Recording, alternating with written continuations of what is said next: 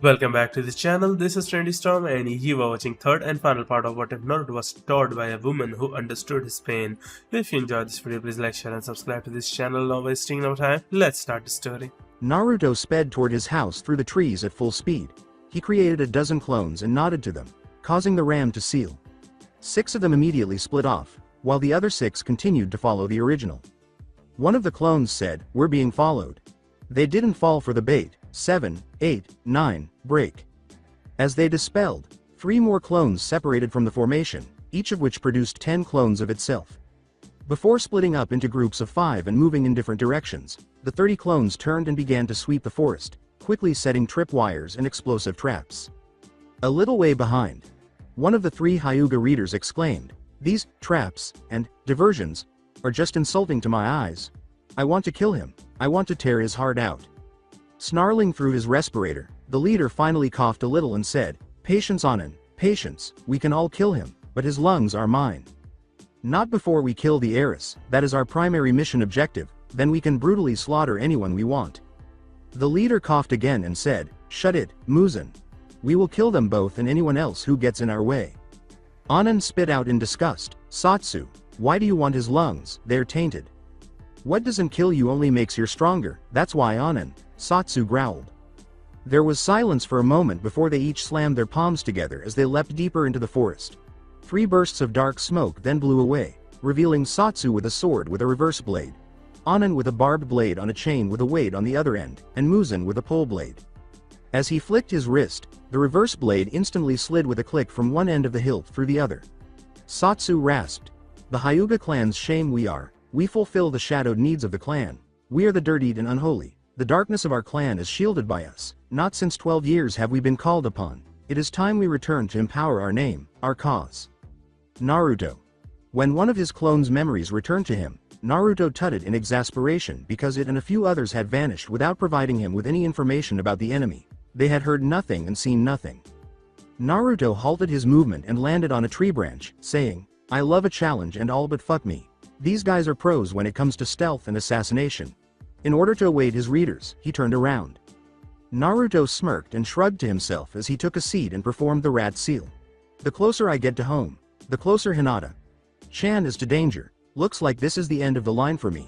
I didn't say I would make it easy now, would I?" he said. The mindscape. Naruto walked through the catacombs to the sealed gate, finding it much easier and faster than usual to enter the sewerage system of his mind. He attributed this to his semi-understanding with his tenant. Naruto said, "Greetings, Fox," as he approached the cage. "Meat stick," replied the fox prior to continuing. "I sense you came here for more than just a friendly chat over some tasty mutilated rabbit and a nice cup of refreshing muddy puddle water. The rabbit's blood sweetens it a little, but we have a problem." Naruto cut in. The fox rolled from side to side in his cage with a broad, toothy grin that was literally dripping with sarcasm. "Oh, do tell. I'd love to know how your current situation outside has anything to do with sweet innocent me." Naruto raised an eyebrow and remarked, "I die you die, remember?" "Oh, yeah?" the fox said, sitting up, his voice bored. Gazing up through the cage, Naruto said, "Will you help me?" The fox narrowed his eyes and hunched his shoulders as he peered at Naruto, asking, "And if I were to say no?" "Then we're going to die," Naruto said with a smile. Curious, the fox asked, "Would it be brutal and bloody?" Naruto asked gravely, "Most likely. Look, are you going to help me or not?" "Maybe." The fox smiled angrily, its eyes narrowing. They looked at one another in awkward silence for a few seconds before Naruto became agitated. Naruto growled and turned away from his thoughts, saying, "I haven't got time for this." "Meat stick," Naruto turned suddenly and asked, "What?" With a cunning smile, the fox asked, "How are you with Kaden Jutsu?" External environment. A few meters away on another tree branch, Naruto felt his perusers stop, and he opened his eyes. "So finally my perusers show themselves, and so well prepared for combat, but you see, you're so slow that you gave me enough time to prepare," he said, looking at each of them. Kaden. Karyu Enden. Although their clothing was slightly burned, the 3 Hyuga were able to escape the raging white fire that ripped through the tree they had just occupied. Within minutes, the white flames ripped through the tree, bringing it down with a loud roar as it crashed into the ground below. Anan whispered, "W. White flames," as he turned to face Naruto, who glanced back at the 3 of them. Before all three Hyuga charged Naruto with their weapons ready and Byakugan active, Satsu stared at the white flames and then back at Naruto, rasping, "Your lungs belong to me." Naruto prepared himself by drawing both of his ninja.to. As time slowed and each Hyuga drew closer, Naruto waited. When a white blur jumped from behind him and slammed all three Hyuga back through 3 trees with enough force to produce a sonic boom, he was shocked. As Sarutobi, Sandaime Hokage, landed a few feet ahead of Naruto, he blinked. Naruto stepped up beside the Hokage and exclaimed, "Old man," with relief.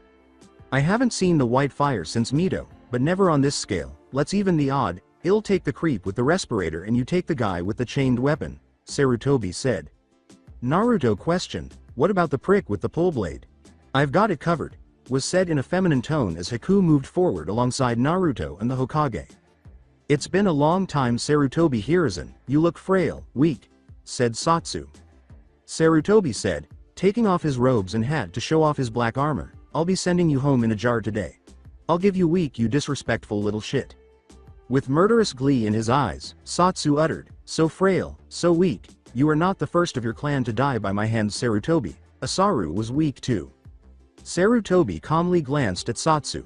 Prior to the elderly man viciously attacking Satsu, Satsu was unable to counterattack at any point, but he was only able to keep up because of the Byakugan's slowed vision. After doing something that Satsu was unable to stop, Sarutobi's head collided with Satsu's face with a forceful smash. The stunned Hyuga then took a hard knee to the stomach, which lifted him off the tree branch. He was then pushed back with a powerful roundhouse kick, which sent the Hyuga through a thick tree branch. Naruto. With a deranged smile, Anan leapt at Naruto and swung his chained blade in a broad arc toward Naruto's neck. Returning his own weapon to its scabbards, Naruto leapt back out of range of the weapon and then leapt over it as it passed for another blow. With some shuriken hurled at Anan, Naruto made a childish remark, "I don't like your toy, I don't want to play with you." After deflecting the projectiles with a simple spin of the chain, Anan grinned and said, "I have prayed to Kami, asking for head to one day be severed from your neck by this very blade. It seems I'm in Kami's favor." He laughed maniacally and swung his weapon at Naruto like a whip once more. After making seals quickly, Naruto dubbed his method, Kaden. Karyu Enden. The white flames gushed out of Naruto's mouth in Anan's direction once more. Just as Anan was about to jump to the side, 2 hands sprang up from the floor and grabbed his ankles, keeping him in place while the flames spread across his body. As the shrieks from the fire reverberated throughout the forest, Naruto shuddered. A chain whipped around his throat, but he was able to catch the barbed blade attached to it with his upper arm instead of his throat, so he swiftly raised his arm. The chain tightened and pulled Naruto, who struggled. As his fire subsided and he saw a severely burned and deformed Anan attempting to pull him down, Naruto gaped in shock. The man's hair was gone, and the bloody flesh beneath began to show through the torn remnants of skin, leaving his skin blackened and crackling with eternal embers. The flesh from Anan's fingers began to peel off a little, and Naruto nearly puked as the smell of burnt flesh filled the air. Anan yelled in agony, "I'll kill you," as he tugged more forcefully on the chain. As the barbed blade sank farther into Naruto's skin, he let out a painful grunt. "Haku." As she prepared herself, Haku said calmly, "You tried to kill my friends and family. I hate killing, but for them, I'm going to murder you, slowly, painfully. You won't take what's important from me." Pointing his pole blade at Haku, Muzan growled, "A little harlot like you is beneath me. Step aside, I don't have time to kill trash like you." Hyouten. Kori no Yeba no Jutsu. Haku pulled up her sleeve and performed 3 hand seals. In Haku's hand, a serrated blade of ice formed instantly, reaching a razor. Sharp tip and extending for roughly 2 feet. Muzan gave Haku a fierce look before growling and lunging forward, slashing and jabbing at him with his pole blade. In response, Haku dodged past each blow of the blade until Muzan tried to stab her with his blade, jamming it into a tree. Muzan jumped back from Haku before he slammed his hands to retrieve her again, revealing his weapon back in his hands as he swiftly plunged it forward at Haku. Haku attacked Muzan without hesitation and with speed, slashing out with her own blade. Haku ducked the blade again, and Muzan yelled, "Trying to separate myself and my weapon will not work, harlot." Haku said, "I'll just destroy you completely then," as she channeled her chakra into her blade with both hands. When the blade reached a 5.1/2 foot length with a curved point, Muzan snorted and stared. As though it were weightless, Haku waved her ice. Styled Kabikari Hucho. Muzan squinted at Haku and angled his weapon forward a little before repeatedly striking her with it at an unfathomable speed. Haku used the flat side of her ice blade to block every strike from the pole blade before jumping back and performing 6 Hyouten Bunshin no Jutsu hand seals. Before attacking Muzan with identical blades and attempting to skewer him from different angles, 2 clones formed from water molecules in the aid. The Hyuga laughed as he slashed his blade through the clone's throat and quickly pierced its heart, before tearing it out as the clone turned to water. Then he ducked under the other clone's blade and struck with an open palm heart. Just as the clone turned to solid ice, Muzan's hand appeared to pass through its icy cold body, trapping his open palm deep within, causing his eyes to widen with shock and panic. As Haku dashed in with her ice blade, prepared to split the traitor in two, Muzan turned to face her. Muzan hurled his pole blade in Haku's direction, causing it to collide with the ice blade's flat surface and shatter like glass. As Muzan attempted to break free of the ice, Haku abruptly stopped in front of him. "You threatened the life of my friends, my family." Haku turned to the individual. "For that I can't allow you to live, but I'm not stupid enough to let you get close to me." Haku created Hyouten Kokanai Shimo Inmetsu, with 10 more hand seals. The arm embedded in the ice began to glisten as it slowly moved up the man's arm and around his body, giving him a silvery shine in the light until he was motionless and still, and Haku saw Muzan begin to scream without making any noise. Little ice spikes with a red tint began to emerge slowly from the Hyuga's skin. The statuesque Hyuga was then struck by one senbon, and Haku saw his body shatter like glass and fall to the ground in a heap of frozen meat. As she dispelled her clone, she approached the remains of Muzan and spat on them, whispering to the corpse, "I hope that hurt." Sarutobi. Sarutobi gazed at Satsu as he stood up again following another vicious thrashing at the hands of the Hokage. Through all of the pain, including a broken nose and broken ribs, Satsu had just laughed. All he had done was laugh harder and harder as the Hokage repeatedly struck him. Satsu laughed with murderous glee as he picked up his reverse blade sword and said, "So weak, come on. Even Asaru put up a better fight than this before I beat him half to death. It was beautiful. He practically cried like a child, begging for his life before I executed him and threw his corpse into the sewers in the village. A fitting end for a pathetic weakling."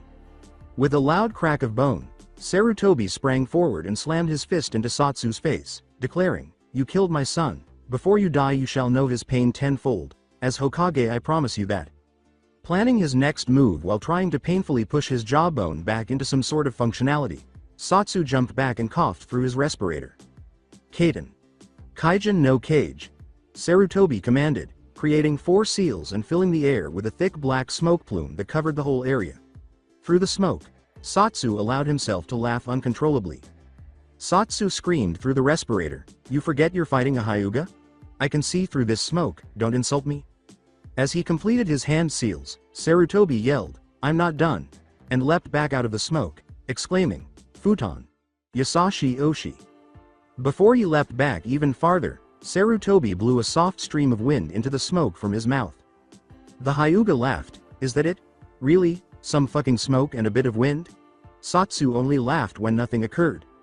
Sarutobi simply grinned as he tipped his hat, and the cloud of smoke burst into a roaring fire that lasted only a few seconds before it was all gone. Even though he wasn't done yet, the Hokage only grinned in satisfaction after witnessing those few seconds of ruthless screaming and cries of unimaginable pain. Although Satsu's whole body crackled with burning embers and his respirator pumped out smoke, Sarutobi had to admit that he was taken aback to discover him still alive and standing. As Satsu collapsed to his knees, clutching his chest and throat while wheezing through his respirator, Sarutobi exclaimed, "Painful, isn't it?" Tricky contraptions, respirators, the charcoal filters are good at filtering poisons from the air, making it breathable, but you see, exposed to an intense flame and the charcoal itself becomes superheated and produces a poisonous gas itself, carbon monoxide. Right now you're feeling your lungs slowly ignite with the heat of the gas and soon, Sarutobi said while he was observing. The skin around his mouth and throat began to blacken and flare into bright orange flames, and Satsu began to claw at his throat. Additionally, it appeared as though flames ignited in his chest, burning for only a few minutes, leaving Satsu long dead. As he observed his enemy's cremation, the Hokage sadly said, "Like I said, I'll be sending you home in a jar today." Naruto. In an attempt to rip Naruto from the tree, Onin strained his already injured muscles by pulling harder on his chain, causing more and more of his flesh to peel away, crack, and bleed. On the other hand, Naruto used chakra to tighten his hold on the tree, but he was aware that he and Anan were now engaged in an attrition-based battle. Who would lose first? The chain was impaled into his arm and wrapped around his neck. The chain around Naruto's throat tightened a bit. As his body leaned forward a little, he felt his vision falter a little under the strain that was now being placed on it. Anan yelled, "Come to me. Meet your death with honor," as he tightened his grip on the chain. Now that he had his revenge in front of him, Anan's eyes were wide. His chain abruptly broke just as he was about to rip Naruto from the tree. "What?" From behind Anan, a voice said, "I'll kill you if you touch him again." Looking over his shoulder, Anan turned his head. Anan grinned at his own slight. "Cousin Heishi, how's the wife?" Before Heishi actually bowed his head and grinned, he narrowed his eyes and gave Anan the renowned Hyuga clan glare. There was a palpable tension in the air. Anan turned slightly toward Heishi and demanded, "What the fuck are you smiling at, you smug bastard?" Before he spoke, Heishi looked up at Anan with a rare look of amusement after he had just laughed at him for a few seconds. Anan felt several jabs on his stomach and turned to face Naruto again, only to have a gloved fist collide with his jaw. Just as a kick struck his mid-back, another fist struck his right eye. The Rouge Hyuga spit some blood out of his mouth and doubled over to his hands and knees. When he looked up, he saw Hinata and another girl with pink hair helping Naruto get off the ground. Anan screamed, I'll kill you all," and ran toward Naruto while removing a long, thin blade from the burned remnants of his sleeve. "It's over," was the first reaction of the three genin as they watched Anan. Naruto rushed forward and grabbed Anan's throat with one hand while holding the blade with the other hand's wrist. As Sakura and Hinata both skidded around Naruto and pushed their tantos up through Anan's rib cage on either side, Anan's eyes widened. Blood arced off the blades as both girls violently tore them out while twisting their own blades. Still feebly attempting to drive his blade into Naruto's stomach, Anan sagged forward, lowering his head onto Naruto's shoulder. Hot tears streamed down Anan's face as he coughed painfully. "Why? Why won't you die? I want you to die." "The Kyuubi, you want revenge for what happened 12 years ago?" Naruto asked, pausing for a moment. Anan snarled and attempted to thrust his blade farther at the mention of the fox, but Naruto was too powerful for the now weakened man. Anan was painfully pushed back to the ground by Naruto. "I'm sorry for what the fox did, I truly am, but I can't be made to pay for his crimes, even if it is sealed within me. Tell me, how will my death bring back what you had? It won't. How will my death solve any of the problems the fox caused and left behind? It won't. How long would the closure of my death last? You'd still be left just as broken and bitter as before." Naruto shot back, leaving the Hyuga speechless. Then, with his blade raised high overhead to strike Naruto, Anan screamed and leapt forward off the ground. He halted abruptly as blood dripped from the corner of his mouth and his face twisted in agony. The formerly timid and submissive heiress was glaring at him with her Byakugan flared when he looked down. Her tanto was buried hilt deep in his chest, just below the sternum. As he looked down farther, his body trembling with pain. Hinata twisted her blade and commanded, "You will not harm him." Anan jerked a little before he fell back to the ground, dead. Hinata stood staring at her own cousin's corpse with wide eyes, her arms still outstretched and breathing heavily. With wide eyes, she took a step back and dropped the blade she was holding. To get her attention, Heishi yelled, "Hinata! You saved Naruto's life, don't dwell on killing this man, it was either him or Naruto." Heishi joked sharply, receiving a shaky nod from his daughter. As he and Haku leapt from the trees, Sarutobi asked, "You all done here too?" The group's response was, "Just about Hokage-sama," as Sakura picked up Hinata's tanto and used a cloth rag to wipe away the blood before. When Sarutobi asked, "Who are these three?" as he gazed down sorrowfully at Anan's body, his eyes still open, motionless, Heishi said, "They used to be the Hyuga's elite assassins, before they went missing on October 10th 12 years ago. My guess is that the Hyuga Council hid them away from us and had them doing their bidding within and without the village." And Anbu yelled, "Hokage-sama," as a four-person squad appeared next to Sarutobi. "Report." Sarutobi turned to them and spoke authoritatively. "All suspects have been rounded up and sent to the T&I cells. Several tried to fight back and with your orders, were dealt with using deadly force. We have sustained no deaths on our part, but there are several minor casualties requiring medial assistance, according to the Anbu." Sarutobi inquired, "And the Hyuga casualties?" Everyone was now paying close attention, except for Heishi and Hinata. 7 dead, 3 injured, the Anbu said after pausing for a moment and lowering his head slightly. After giving the Anbu a nod, Sarutobi turned to face Heishi and Hinata and said, "I sincerely apologize for your loss." Heishi bowed his head and said, "They were still family even though they were traitors." Hinata whispered, "My eyes, they hurt," while giving them a little rub. Sarutobi looked at the blood-soaked and torn sleeve of Naruto's black long-sleeved shirt and said, "Naruto, how's your arm?" Sakura simply rolled her eyes when Naruto complained, "Almost healed, thanks to, I'm more annoyed that I have ruined yet another shirt." Sarutobi nodded to the four, who all nodded before vanishing back into the forest, with the exception of Naruto. "All right, well Team Anko, you may resume your current mission objective. I will stop by later to make appropriate arrangements. Haku, you go with them."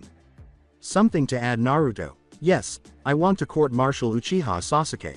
With seriousness, Sarutobi asked, "On what grounds?" "Insubordination, theft, assault, endangerment of a fellow shinobi, attempted rape, sexual assault, I think that's about it," stated Naruto. With every charge, Sarutobi's mouth drooped slightly lower. "You're serious?" Heishi inquired. Naruto said, "As a heart attack, Heishi. Sama, trust me. Let Inochi Sama have a leisurely stroll through his head, you'll have your evidence," as he turned to rejoin his teammates. Naruto said Hiruzen earnestly, drawing the boy's interest. Naruto turned slightly, focusing all of his attention on his leader. With composure, the Hokage inquired, "What happened here tonight?" "Nothing, sir," Naruto said, surveying the surroundings as though he were merely taking in the scenery. Sarutobi concluded by taking his pipe from his robes, twirling it in his hand, and then bringing it to his mouth. "Just as I thought, my boy, let your team mates know that too, and make sure you and the two girls come by my office tomorrow. Apparently you were paid an incorrect wage for a previous mission, if you get my drift." Naruto was about to turn away when he acknowledged with a nod. Sarutobi pointed the mouthpiece of his pipe at Naruto, who merely nodded in return before vanishing into the trees, quickly catching up to his friend and team members who were waiting. "Also, be ready for a council summons tomorrow, it won't be pretty either, you know the drill," he said. They exchanged glances back with Heishi and the Hokage. Sarutobi simply sighed and gave a small shrug. "You're seriously going to go through with it based upon what a genin has told you?" replied Heishi. "A genin who was acting Chunin during the duel mission. I believe Naruto's word over my own advisor's Heishi-kun. He's just like his father, trustworthy unto death," Sarutobi lazily responded. "Acting Chunin?" a bewildered Hiashi inquired. "Naruto exhibits the skill set needed to be a Chunin. He has done since he was 9 years old. He is a Chunin-level ninja, it's only his rank on paper that states otherwise," Sarutobi said with a grin. "The team reminds me of your old genin squad, just as strong and independent," said Heishi, grinning and bowing his head. "They will be the second generation of Sannin that Konoha will produce. Mark my words, they will be great and powerful, especially Naruto. He's already surpassed Minato's level when he was at his age by tenfold. He might even be considered the second Kami no Shinobi, among other things of course." Sarutobi grinned over his shoulder as he left. As he considered what had been said, Heishi observed the Hokage's retreating form. The home of Naruto. The shouting came from inside the house, and the four had just returned. The room smelled of fear and pure hatred mixed together as Naruto opened the door to a scene he would never soon forget. His adoptive mother and sensei were sitting in the corner of the room, defending themselves with a frying pan while Hien stood menacingly over her. The four teenagers gazed at the scene with differing degrees of bewilderment and mild apprehension. Unaware that the teenagers had opened the door, Hien kept yelling at Anko, "You want teach what to my daughter?" Mum. What's going on?" Hinata asked anxiously, her eyes still red and swollen from the previous moment. Hien spun around with a phony smile on her face, but it didn't take away from the bloodlust that pervaded the room. "Hey kids." With his hands over his ears, Naruto walked past Hien and up to his room, repeating to himself, I don't care, I don't care, I don't care." Before Hien turned back to the three girls and asked, "What's up with him?" everyone watched Naruto leave. Before Sakura responded to the question, there was an awkward silence. Sakura shrugged and said, "I think he's already reached his limit for crazy for today." Hien glared back at Anko, who held the frying pan shakily in outstretched arms at the Hyuga matriarch. Hien glared and growled at Anko. "We will continue this later." After giving the three girls a smile, Hien left for the kitchen. What just took place? Who, after all, was it? Why exactly? Haku inquired in confusion. As she said, "Don't even ask, Just accept it as it is. To dwell is to lose oneself in thoughts that would lead to madness. Sakura wrapped one arm around Haku and another around Hinata. What are you discussing? Hinata rubbed her eyes and asked. As Sakura followed Hine into the kitchen, Hinata and Haku stood by the front door, perplexed. And Anko still sitting in the corner with the frying pan. I haven't a clue, ladies. What I do know though, is that I am in fact, rather hungry, Sakura said, before Hine appeared in the doorway, grabbed the frying pan from Anko, and vanished again. As sunlight began to filter through the window into his room, Naruto slowly woke up, turned in bed to gaze out of it for a moment, then slowly sat up in bed, yawning and running a hand through his hair to try to rouse himself from his slumber. He sat there for a moment, then sighed, swung his legs out of the bed, and stood to stretch. Naruto entered his bathroom through the doorless frame in his room and gazed for a few moments at his image in the mirror above the sink. Naruto sighed before taking a shower and getting ready for the day as usual. Babysitting and a council meeting. A stressful day ahead, this calls for ramen. He had just strapped on his weapons and pouches and finished dressing when he heard a knock on his door. Sakura was about to knock more loudly when Naruto approached her slowly and opened the door. You're up, all right. Sakura grinned and said, breakfast is almost ready, so come on down when you're ready, and also Anko is on her way from the tower for today's training session to start early. When Naruto didn't answer, Sakura repeated her statement. After raising a single finger, Naruto went back into his room, took out an oversized black shirt from his closet, slung it over his shoulder, turned back to Sakura, and left his bedroom door closed behind him. Why wear the shirt? Sakura inquired bewilderedly. Naruto led Sakura down the stairs and said, wait for it. What are you waiting for? Sakura inquired, genuinely perplexed by her teammates' behavior. While Hinata and Hine assisted each other in cooking, Haku sat in her seat, face down on the table with her arms hanging lifelessly toward the floor. Sakura looked curiously at Naruto as Anko entered the door frame. Naruto simply walked into the kitchen and leaned against the wall, suppressing a yawn as he heard the front door open and footsteps approaching the kitchen. Howdy, ninjas!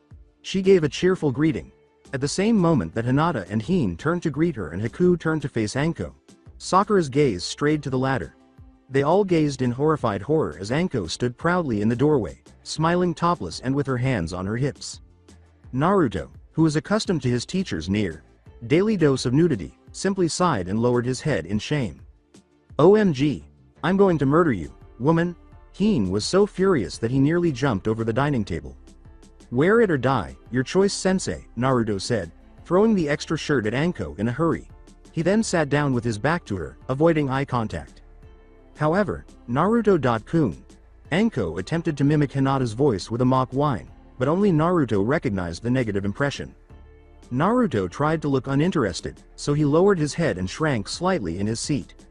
When Naruto refused to fall for the ruse, Anko frowned and hastily pulled the black shirt over her head, grinning as she pushed it over her breasts, barely fitting her, and then she walked up behind Naruto and pulled him into an embrace, pressing the back of his head into the crook of two extremely soft pillows. Greetings, Naruto.kun. Anko jumped. Just as she released her grip and sat down, Naruto gave a little growl of annoyance and blushed. As Hine served them their breakfast, Haku watched the entire conversation with Sakura, Hinata turning away from embarrassment, and both girls appeared hesitant to eat, barely raising her head from the table to glance at her plate, where she saw 2 fried eggs staring back at her. She muttered, Kami, they're everywhere, before giving in and beginning to eat.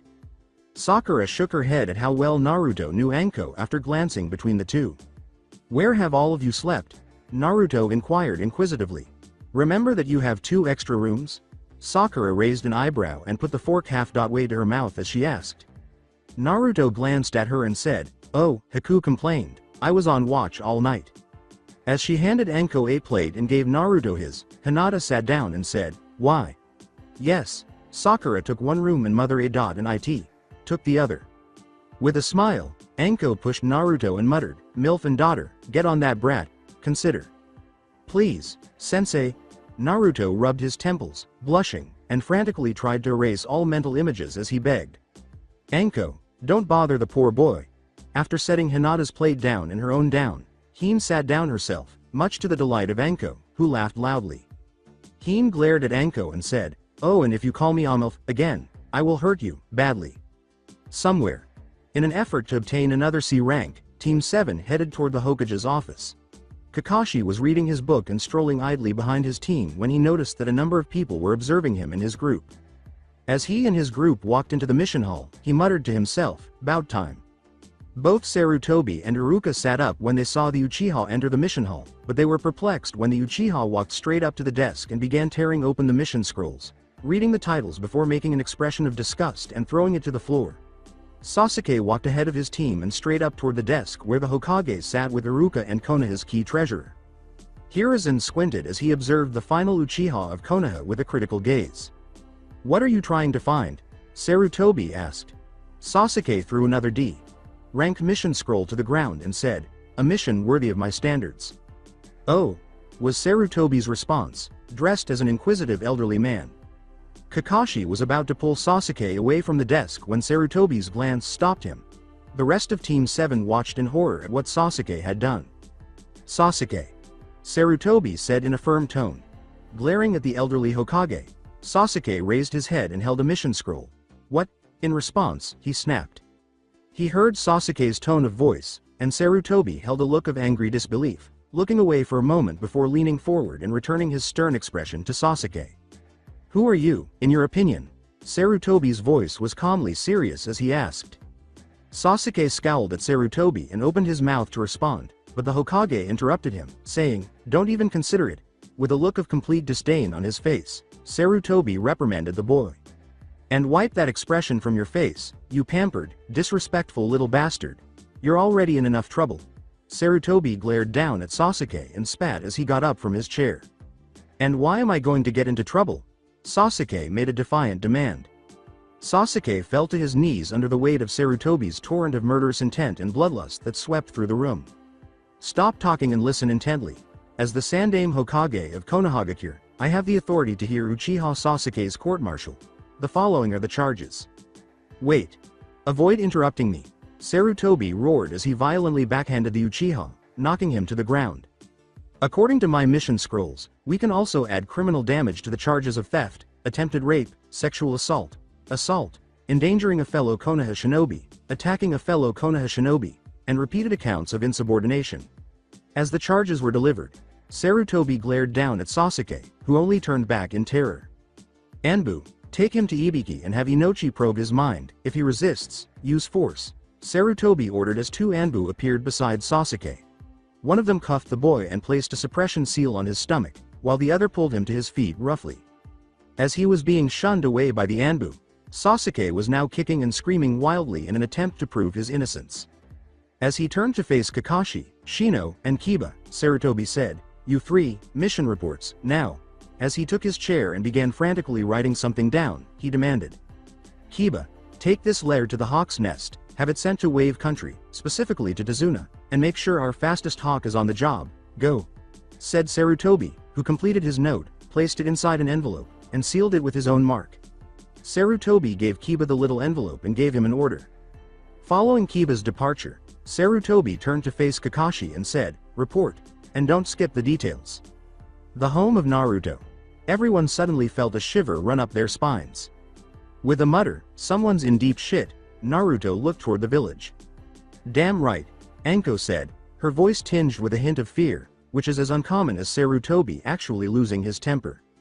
While everyone else was talking to each other, Naruto ate in silence. He decided to speak after noticing Hinata occasionally massaging her temples and recalling that she had mentioned yesterday that her eyes hurt.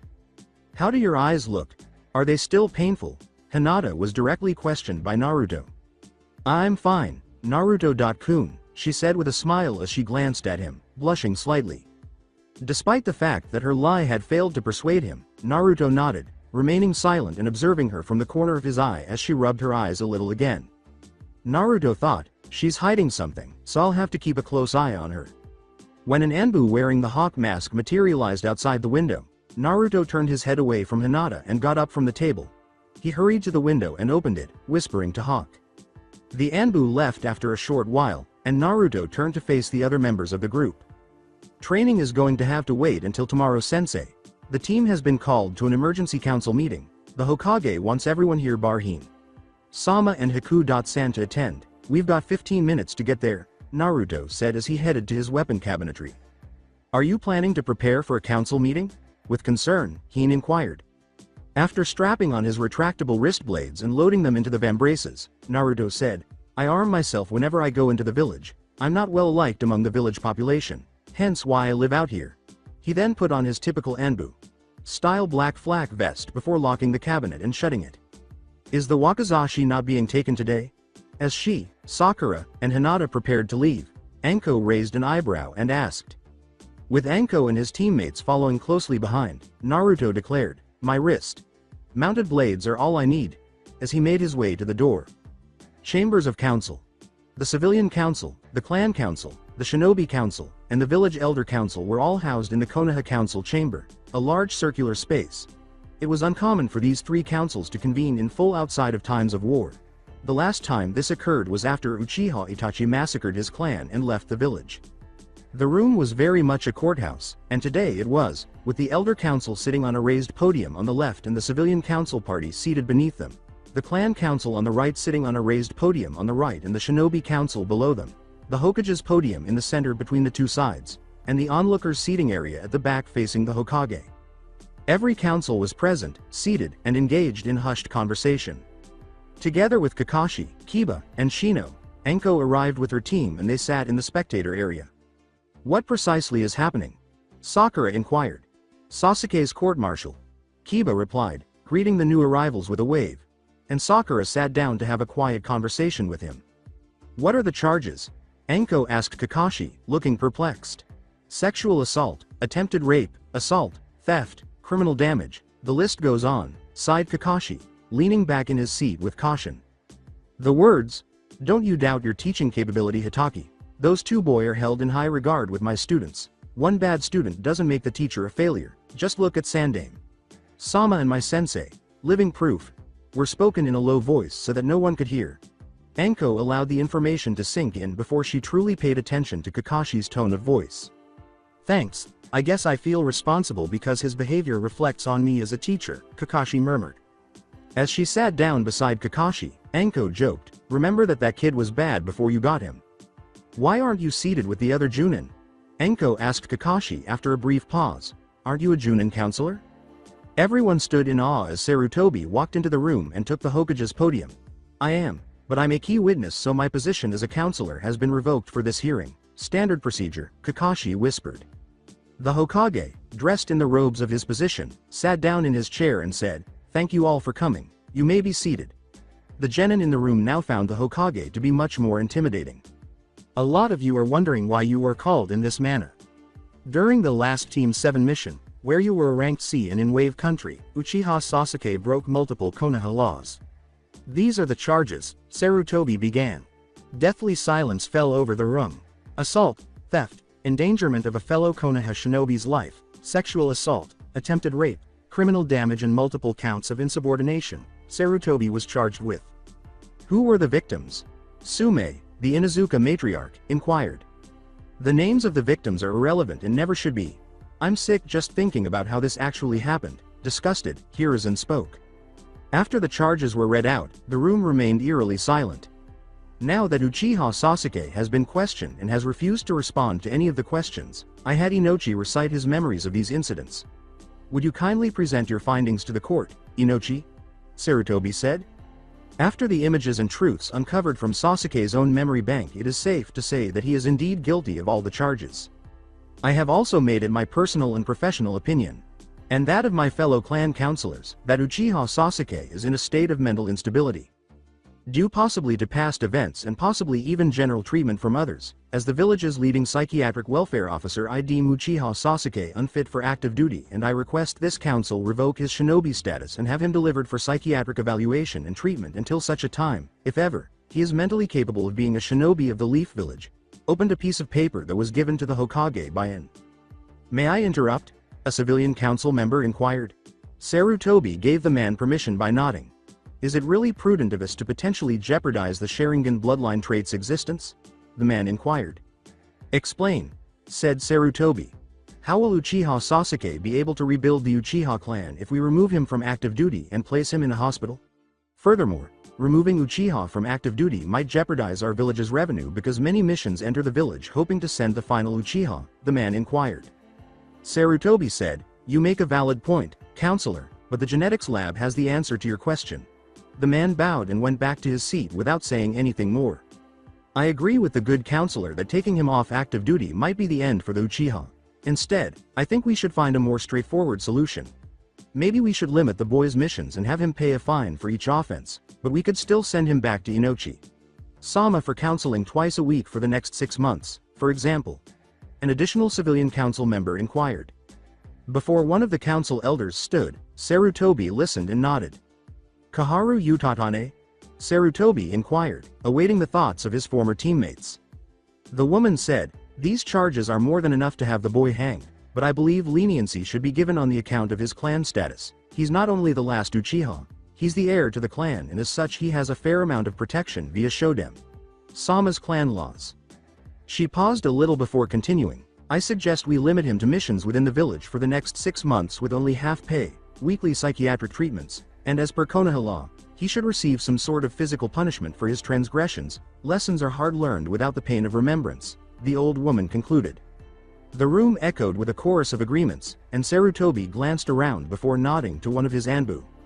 After a short while, Sasuke was escorted into the chambers, shackled, and accompanied by 2 Anbu guards, who guided him to the middle of the floor so that everyone could see the exhausted and unkempt Uchiha. Looking at the boy sharply, Sarutobi still had a burning rage in his veins. Uchiha Sasuke.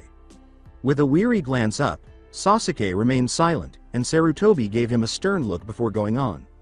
Uchiha Sasuke, you have been charged with and have been found guilty of the following offenses: assault, theft, sexual assault, attempted rape, criminal damage, endangerment of a fellow Konoha shinobi, and insubordination. This behavior warrants your immediate execution.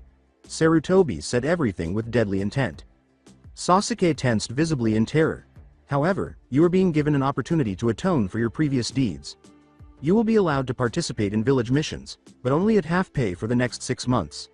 You will also be required to attend weekly psychological therapy sessions with Inochi Sama, pay a fine of 10,000 ryo for each offense, and receive 7 lashes. Do you have anything to say before your sentence is carried out? Sarutobi frowned as he asked. Sarutobi narrowed his eyes and said, then your sentence will be carried out with immediate effect. I am extremely disappointed in you, Sasuke, and your parents would be ashamed. Take him away. Sasuke shook his head slightly while maintaining eye contact with the floor. Teams 7 and Anko had remained silent throughout the sentence and showed no remorse for Sasuke, watching him being led out of the room by the Anbu guards before Sarutobi spoke again. It pains me to use such barbaric methods, but sometimes physical pain is the only way to drive the message home. If no one has anything to add, this court is adjourned. You're all dismissed, Sarutobi declared out loud as he stood. Everyone got up and slowly left the room. Some stayed to talk about the case, while others stayed to briefly mingle. Naruto was treated like a walking plague, so he quickly moved out of everyone's way and waited for the rest of his team a little further away from the council chambers.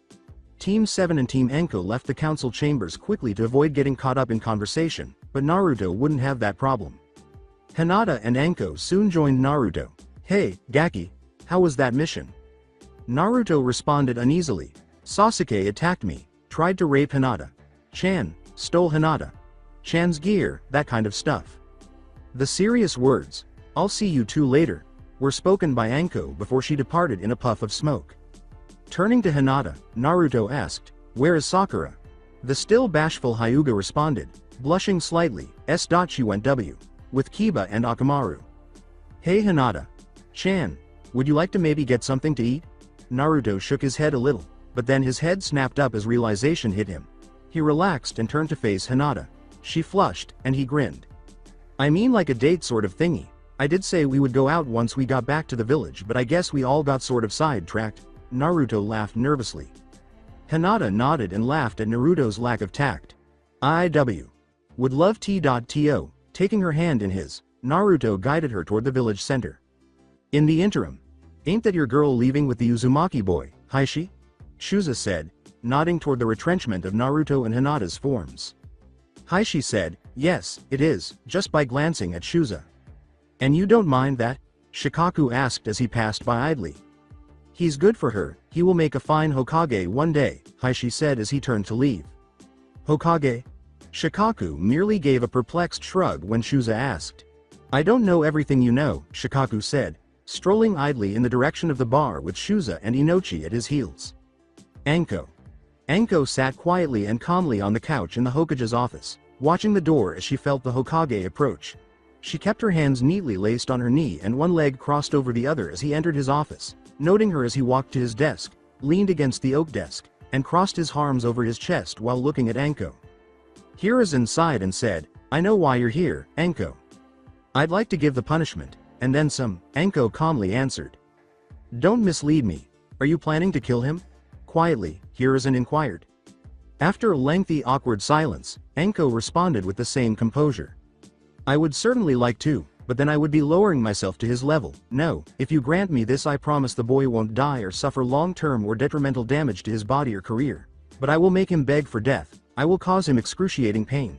I will leave scars and I will make him suffer mentally," Anko said with seriousness. Sarutobi leaned forward again, his elbows resting on his desk as he adopted a contemplative expression, and slowly he started nodding. He sat back in his chair and chewed on his pipe a little. Pointing his pipe's mouthpiece at Anko, Sarutobi said gravely, "Okay, Anko, I'll allow you this, but under the condition that you don't go too far." With an evil, triumphant smirk on her face, Anko nodded before leaving his office. All of the Junin and Anbu who had participated in the suppression of the Hyuga over the previous few days had just been debriefed by Sarutobi. For the next few days, the Hokage's own son Asuma continued to be in charge of the elite clan's surveillance. When all was said and done, the Hokage had fired every Anbu agent except for one. Wearing black Anbu gear, the rarely seen veteran attire of a Black Ops operative, she stood in front of Sarutobi's desk. This type of Anbu is more than just the mask they wear. The next candidate usually inherits an ANBU's mask when they are killed in action or retire, but these black-clad Anbu were so revered that their masks were never passed on. She had long, straight, well-groomed hair that was midnight black. She wore a swallow's mask, with light blue markings that faded to black. She was dressed in an elite ANBU's pitch black non-reflective plate tactical armor and a full black bodysuit. "I notice that your armor still fits," said Sarutobi, leaning back in his chair. In response, she nodded. "Hi, Hokage. Sama," Sarutobi inquired, "how are you finding your return to service?" The Anbu stayed silent, but she now exuded a sense of unease. She glanced slightly to the left. Sarutobi smiled broadly and said, "You want to surrender your mask, don't you?" I have a duty to my village, but I have missed so much of my girls' lives. I've not even met Hanabi yet. I've lost years with my husband and children," she said while removing her mask. With a kind smile, Hiruzen extended his hand for her mask and said, "Heen, I don't expect you to continue your service as an ANBU." Sarutobi. "Sama, can you send for my husband?" she asked bitterly as she handed over her mask. "Of course, I'll have a messenger sent at once." Somewhere. As Naruto smashed yet another of his clones through a thick branch and onto the ground with a hard crack, explosions shook the forest of death. As his clone tried to stand up, Naruto landed above it. He booted it back to the ground and then drove his wrist blade into its chest, tearing it out with a sickening twist. Knowing that his clones were now going to converge on his position, Naruto leapt away as the clone poofed out of existence. Using his chakra to cling to a tree, he peered out into the clearing where 4 of his clones landed simultaneously. He observed them nodding to each other and then scanning the clearing. Naruto muttered to himself, "Hey, trying to keep my attention on them whilst the others are attempting to flank me," and then he laughed quietly to himself. The clearing where the clones were still standing suddenly burst into a raging conflagration of white-hot fire, which subsided after a short while to reveal nothing but scorched earth. As he turned to face a clone who was staring at him from a different tree, the original said, "I know that tactic because it's me that using it, aren't you, Naruto?"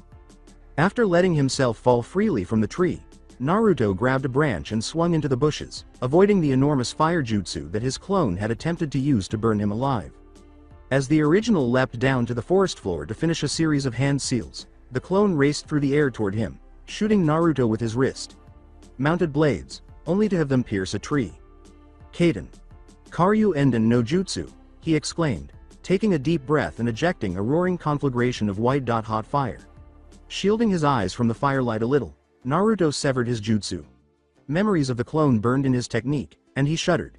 His typical fire techniques were not the same as the memories from that clone. Usually they burned. Usually he recalled the exact agony his clones had gone through before they died. However, this was different. The clone suffered far more, and he couldn't explain it. He struggled to come up with a term to describe the memory of his clone's excruciating pain. The trees in the blast radius were burning, the burns spreading up and around the trunk. Their bark splintered and falling away as the embers ate their way into the trees. And Naruto leaned against a tree and stared at the area of destruction in front of him. The dark, scorched earth was still crackling, and the embers were still alight with a brightness he had never seen before. As he pushed off the tree and turned to leave, Naruto wondered, this isn't normal, that wasn't a normal fire jutsu. Is this the power the fox was talking about last we spoke? He turned his head back a little and saw one of the trees fall and break like glass. Sakura, Hinata, and Anko. Sakura's roundhouse kick to the waist sent Anko reeling a few meters back, but she was unable to block Hinata's open palm strike. Anko regained her serpentine posture, straightened up, and gave her students a stern look. The words, "That was a dirty tactic, girls," were hissed by Anko. While Hinata gave her a blank stare with her Byakugan active and pulsing around her eyes, Sakura only gave her a determined smirk. Hinata rushed in abruptly. She leapt, spun, and landed with an open, chakra-laced palm at Anko. As Anko jumped back out of her way, Hinata missed, but she wasn't going to back down. She charged forward, hitting high and low as Anko blocked, dodged, or deflected every blow. Hinata stopped abruptly, bringing her arms back as Sakura sprang up from the ground below and kicked Anko in the stomach, causing the woman to stoop forward. Slam! Anko skidded to a halt and then vanished into the dense mud. With both of her palms extended, Hinata stood above Sakura's squatting figure. Well done, girls. You lead my clone to think that Sakura was going to be dealing the killer blow whilst Hinata was the distraction, but I clearly didn't think that the two of you would use such a psychologically developed method of defeating my clone. You lead me into a false sense of security. It won't happen again, girls. Anko was beaming with pride. She proudly thought to herself, hey, I guess I owe Naruto an apology. I guess he saw the girl's potential when I could not. Sakura grinned and declared with pride, we finally defeated your clone sensei. You owe us a ninjutsu technique. Then make your requests and I'll see what I can do to help, said Anko. Sakura folded her arms across her chest and declared, I want basic medical ninjutsu. I figured that I have the control for it and it's something I can do to increase the team's life expectancy. Anko turned to her most timid pupil and said, I don't know any medical jutsu, but I'll see what I can do, Hinata. With her Byakugan still pulsing and flaring, she said courteously, I would like some water ninjutsu please. I can do that, give me a few days, also we need to discuss the Chunin exams. We're participating, was interrupted by Sakura. Hinata said, all of us, Naruto.kun already tea. Talk to us about it all. Speaking of fish cake, where is he? Naruto said, I'm here. He entered the tiny clearing and said, I just finished my own training for the day and I'm going to go get more supplies from the market district. Having 4 more people in my house to feed will do that I guess. He chuckled a little. Hinata said, I'll come with you? Sure, let's get going. Oh, and Anko. Sensei, my name is not Fishcake. Fishcake. Anko said with a sly smile. Naruto said, we'll be back later, and then he and Hinata ran into the trees. There was a pause while Sakura and Anko gazed in the direction where the two vanished. You know, I hate to admit that I'm a little jealous of them both. They're so strong and talented. Both of them were born for greatness. Me. I'm just the daughter of simple people leading simple lives. Hinata has the Byakugan and comes from 2 prestigious bloodlines, and Naruto is the container of the strongest demon in existence. He practically radiates power, Sakura said with a sorrowful grin. As she put her hand on Sakura's shoulder, Anko lamented, true, but that power is his own. Naruto doesn't use the fox's chakra. I'm almost certain he gets that aura of power from his father. The man was a god among men. Sakura whispered, you mean the Yondaime Hokage? Anko abruptly pushed Sakura to the ground and said, you had better start explaining exactly how you know that. Sakura let out a painful grunt as her body began to feel the strain. Suddenly a kunai was pressed firmly against her windpipe, under her throat. Speak. Anko gave a menacing hiss. It's obvious if you do your research on Jinchuriki like Naruto. It said that when a Jinchuriki is created that the chosen vessel is usually someone close to whoever seals them. I just put 2 and 2 together, I swear. Sakura begged in vain. After a brief period of silence, Anko pulled the kunai from the girl's throat, pulled her off the ground, and pinned her to a tree. You were chosen to be on the team by Naruto himself. I never wanted extra students. It's out of respect for him that you will live beyond this moment, Sakura. This conversation, All of it will never be spoken of again, and Naruto's parentage will never be spoken of again, not even with him until I or the Hokage say so. Do you understand? Anko growled. Sakura stammered, yes. I understand, out. She turned to leave Sakura after Anko released her and stepped back a few paces. I'll do anything to protect Naruto, anything. Make no mistake, I would gladly kill anyone who tried to hurt him, anyone. Anko hissed at the girl. Sakura halted Anko in her tracks with a quiet, "Sensei, I'm sorry," statement. Sakura caught the woman's attention. Me too, Sakura, just don't speak to Naruto about it, he's not ready for it yet. Konoha. The general public gave Naruto and Hinata looks of incredulity, concern, and even outright hatred as they strolled hand in hand through the market district. To her credit, Hinata wrapped her free arm around Naruto's and ignored the glares and whispers. As they made their way to their regular weapons store to restock, Naruto grinned and lightly squeezed her hand. At this point, Naruto was sighed, attacked by something, barely causing him to stumble a little but with enough force. When Naruto looked down, he saw a familiar little girl grinning wickedly at him. Her hair was a little unkempt, probably from running amok around the village.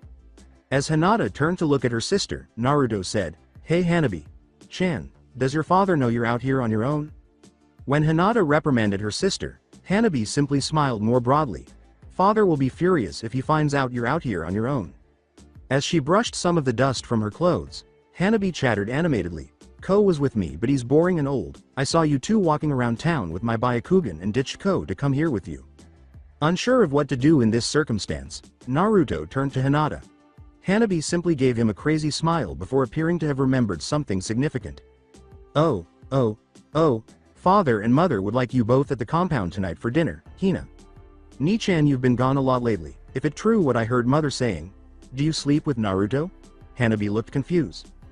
Hinata quickly defended in shock, saying, What no, I mean is. Sleep at Naruto. Kun's H. House B. But we don't S.sh. Share a bed or anything. Naruto was unsure of how to interpret it. Neither had ever blushed so intensely in their lives, that much was certain. Oh, Hanabi hurriedly glanced around herself after using her Byakugan and ran away from them. "Don't tell Ko where I'm going," she called after them. As a Hyuga guard landed in front of them, grinned, and then took off after Hanabi, his Byakugan clearly following her every move, both teenagers blinked and watched her swiftly vanish. After shaking their heads in perplexity, Naruto and Hinata continued to move through the market district. A voice behind them exclaimed, "Hey, Hinata! Naruto, after them!" When they turned around, they saw that Team 10 was approaching them, with Ino leading the way and Shikamaru and Choji following closely behind, along with their sensei Sarutobi Asuma. Asuma raised a hand in greeting to the blonde, a cigarette dangling loosely from his lips as he grinned. Naruto smiled broadly and said, "It's good to see you, Asuma, you're well I hope, and how is Konohamaru?" "Myself and Konohamaru are doing very well, thank you, Naruto, and I don't even need to ask. Kakashi told me about the mission to Wave and Anko hasn't stopped bragging about her students since then. A fight with Momochi Zabuza. Not bad at all, kid," Asuma replied with a grin. With a hint of surprise, Shikamaru questioned, "Wait, Zabuza as in the demon of the bloody mist?" Naruto remarked, somewhat dejectedly, "He was a worthy adversary and a true shinobi.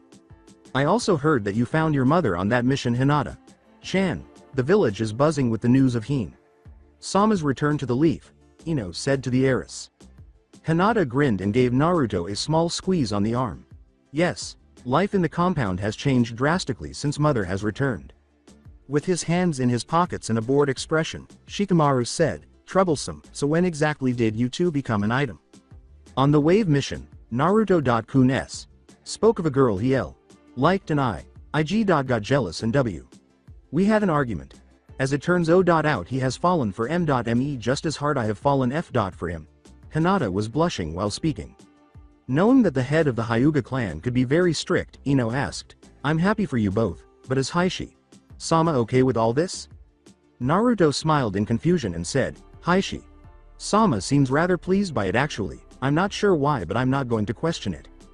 In between bites of his potato chips, Choji asked, "So where are you going?"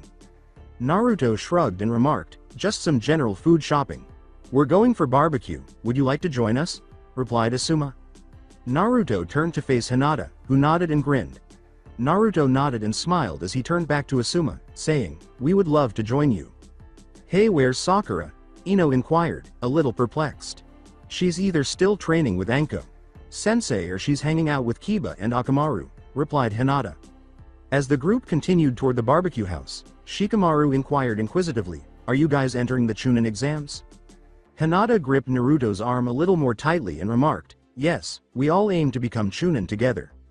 Shikamaru said, "It's troublesome, but we're entering too," right before an irate Ino punched him in the back of the head. She hissed at him, "Do you have to be so negative all the time?" Naruto gave Shikamaru a pitying glance while blinking at the act of violence. For the following 2 weeks, Team 7 trained together in the mornings as usual before splitting off for individual training in the afternoon. Hinata was now training with her father and mother, while Haku and Sakura had switched to training under Anko. Meanwhile, Naruto had gone off to hone his own ninja skills. Naruto encountered someone he had not anticipated meeting during this period. Rewind. After Kakashi directed Naruto in the right direction during a casual conversation yesterday, Naruto strolled through Konoha's market district in search of Asuma to inquire about wind manipulation. While strolling past the public hot springs, Naruto saw a figure crouching by the fence, probably spying. Knowing that someone he knew might be using the baths at the moment and that this lecherous pervert was keeping an eye on them for his own perverted jollies made him scowl a little. Seeing the notepad in his hand and the big scroll on his back, Naruto swiftly changed course and approached the now giggling man from behind. With a hint of rage in his voice, Naruto said, "Pardon me, but you had better have an explanation for this indecent behavior." He detested people who exploited others for their own benefit. Halfway around, the man's head revealed a single eye with red tear tattoos on his cheeks, and he stopped laughing. With a slight snort, the man returned to his peeping hole and began writing frantically in his notebook. The man's words were sharp. "Scram kid, I'm researching." Furiously, Naruto demanded, "What sort of pervert justifies what you're doing as research?" "Look kid, this is where women come to get naked and gossip with each other about the dirty nasty things they get up to with their boyfriends and husbands." The man sighed and spun around, his long, spiky white hair whipping around behind him. He reached into his red jacket and pulled out a small orange book. He threw the book to Naruto, who caught it with one hand while keeping his gaze fixed on the pervert. "I am Jiraiya of the Sannin, world-famous author of the Icha Icha adult series, here." He turned back to his peeping hole and said, "That's an autographed rare edition with extra content, now scram." While he was staring at Jiraiya's back, Naruto's hand unconsciously tightened around the book. Then, as he finished planning his strategy, he had an evil smirk and walked away, placing the book in his equipment pouch. After sensing the boy go, Jiraiya snorted and peered through the peephole to see a stunning blonde wearing a fitting, nearly transparent kimono undoing the sash to reveal her nude body. As she turned to face him, Jiraiya noted her attractive figure and began frantically jotting down ideas in his notebook. His gaze followed her up until it reached her face, where it widened upon realizing that she was smirking wickedly at him before vanishing. For a moment, Jiraiya felt himself lost in the smoke. After waving the smoke away, he discovered that he was standing in the center of a hot spring with angry women all around him, exuding a strong sense of rage and hatred. As his plan came to pass, Naruto simply laughed as the screams reverberated for miles. He later agreed to tutor Naruto for the impending Chunin exams as an act of contrition after Jiraiya found him and congratulated him on defeating him. There, Sakura and Naruto Hinata made their way to the academy. The entire village was a hive of activity as the Chunin selection exam began today, and there were foreign ninja from all over the elemental nations. They entered the building and proceeded to the second floor before stopping at the end of the hallway, far from the other people who were gathered in room 301. "All these other doors are in the 200s, I smell genjutsu. Hinata, could you check with your eyes?" suspiciously responded Sakura. "It's a genjutsu, most likely to deter the weaker candidates from getting into the exam." Hinata sighed as she nodded and activated her dojutsu. Naruto opened a window and ushered his teammates out while constructing a shadow clone. "Well then, let's not decrease our chances of success. Let's go out the window and get to the third floor to the real room 301, he said. The clone had to shut the window and dispel the light after the original leapt out of it. Two figures were standing on a roof near the academy, observing them. Jiraiya turned to face his friend and sensei, Sarutobi, and said, "I have to admit they're very perceptive and the blonde clearly has experience enough to have used infiltration before. Covering up their escape route like that, are you sure this team even needs to take the Chunin exam?" "Hinata is definitely very low Chunin," Sakura is a high genin but Naruto has the skills of a Junin but the experience of a mid-Chunin. I would have given them all a field promotion after their wave mission but, Sarutobi went on. Go on, Jiraiya urged. Naruto declined the promotions for himself and his team, saying it wouldn't be fair to the other teams and that they all needed more experience. He said he wanted his team to experience the Chunin exams to try and achieve the next rank, Sarutobi proudly said. Raising an eyebrow, Jiraiya remarked, kid knows his shit. Sarutobi inquired, so will you take him on as an apprentice? Jiraiya turned and left after saying, not right now, I'm following leads on an organization interested in the tailed beasts, I need more information. Sarutobi watched as Naruto led his teammates through a third-floor window before glancing around and vanishing himself inside the structure. Grinning, Sarutobi returned to his office. The exam room was a sight to behold, it made all three members of Team Anko tense. Foreign ninja, allies, and neutrals filled the room, and before long, every single one of them would turn hostile in order to become Chunin. The last thing any of the three needed was an army of genin out for their blood, so they took care to keep to themselves and maintain a low profile. All three of the girls knelt down as Naruto led them to a peaceful corner of the room. Reciting what he had learned from Kakashi, Naruto said, remember, don't make eye contact, if who I think is leading the first test then we should see a significant drop in teams passing on the next stage, at least by half, that means we will be dealing with the smartest and sneakiest candidates in the second exam. Sakura inquired, what do we do in the second exam? We don't hesitate to kill, because I can guarantee they won't give us any quarter, so long as we're a threat they will try to kill us, it's the same for us, Naruto said with no regrets. Hinata glanced and nodded toward Team 10, who had just joined Team 7 in the room, and asked, other Leaf Shinobi. Allies, we help them, within reason, if that isn't an option then we incapacitate, I won't be responsible for Leaf deaths, Naruto nodded. Sakura raised an eyebrow and said, the Uchiha? Naruto gave her a single nod. Him we can kill, if the right circumstance presents itself, Naruto said solemnly and resolutely, as though the response to the query ought to have been clear. Sakura muttered, that's fine with us, and Hinata nodded in agreement. Hey Sakura, Hinata. Ino jolted over, pulling Choji and Shikamaru with her. So much for keeping a low profile when Ino was around. All three members of Team Anko deadpanned, stood up, and turned to wave to Ino.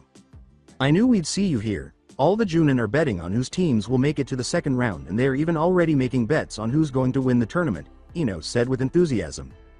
Hinata asked in mild surprise, really? Shikamaru smirked slyly and said, you already knew about that didn't you Naruto-san? Naruto rubbed his neck and grinned, saying, who do you think set it all up? I have a bet on my team to make it to the second round. Choji ate a mouthful of chips and said, I heard the Hokage put a rather large sum on the person he thinks will be the tournament winner. Who'd he bet on? Do you know? Scowled Naruto. Shikamaru said wearily, he bet on you, and then he yawned. How could Naruto have missed that? He chuckled a little. The old man had, after all, shown a keen interest in his training and was aware of his potential. A sound investment if you ask me, was Naruto's sly chuckle. Sakura nodded with a smile of her own, but Hinata merely shook her head and smiled. Naruto asked gravely, have you seen the Uchiha anywhere? From behind the group, a second voice said, downstairs with some weird kid in green spandex. Everyone turned to watch Kiba and Shino arrive and welcome them. With a sly smile, Kiba turned to face Naruto and said, Sasuke's got eyes on you during this exam. Claims he's going to, what was it he said again, Shino? Rip off Naruto. San's genitals with his bare hands and then kill him slowly whilst Hinata-san watches. Was the line Shino recited word for word while pushing his sunglasses up the bridge of his nose. Naruto merely shook his head and laughed softly, however, Hinata was the one who spoke up, shocking everyone with her remark. She glared slightly and spat out, if he so much brushes up against Naruto-kun, I'll kill him myself. Uchiha bloodline be damned, instead. For a moment, everyone gazed at Hinata's frowning figure in silence, but Ino broke the hush. It seems you do have your father's mean streak after all, she murmured. Hey, you kids might want to try and make yourselves less noticeable, can tell you're all rookies of this exam, said a new voice behind the genin as it closed in on them. With a condescending smirk on his face, big round glasses, and gray silver hair pulled back into a tight low ponytail, Naruto turned his head and took in the older boy's appearance. And you are? Inquired the blonde. The now identified Kabuto's smirk persisted as he said, Yakushi Kabuto, a veteran of this exam, so trust when I tell you, don't draw attention to yourselves. He took a step toward the group. No need to ask your name, Uzumaki Naruto, you've made a name for yourself throughout the village, the kid thought. Though it was obviously not an invitation to stay, Naruto narrowed his eyes slightly and asked the older boy, did you want something Kabuto-san? Kabuto pulled a deck of cards from the inside pocket of his torso wraps and smirked, trying to look friendly. Oh, I just thought I'd impart some of the knowledge of the exam onto the newbies, you never know, might save your life. I have these you see, each card has any and all information I have gathered over my 7 attempts at this examination. I'm sure at least one of you would want some form of information, he said, laughing to himself as he pushed his glasses back up on the bridge of his nose. As the other rookies stared at him in mild surprise, Sasuke pushed forward and demanded, I want all the information you have on Rock Lee, Gaara, and Uzumaki Naruto. Kabuto laughed as he pulled 3 cards out of his deck, charging chakra into each one before laying down the first. Oh, that's not even a challenge if you know their names, he said.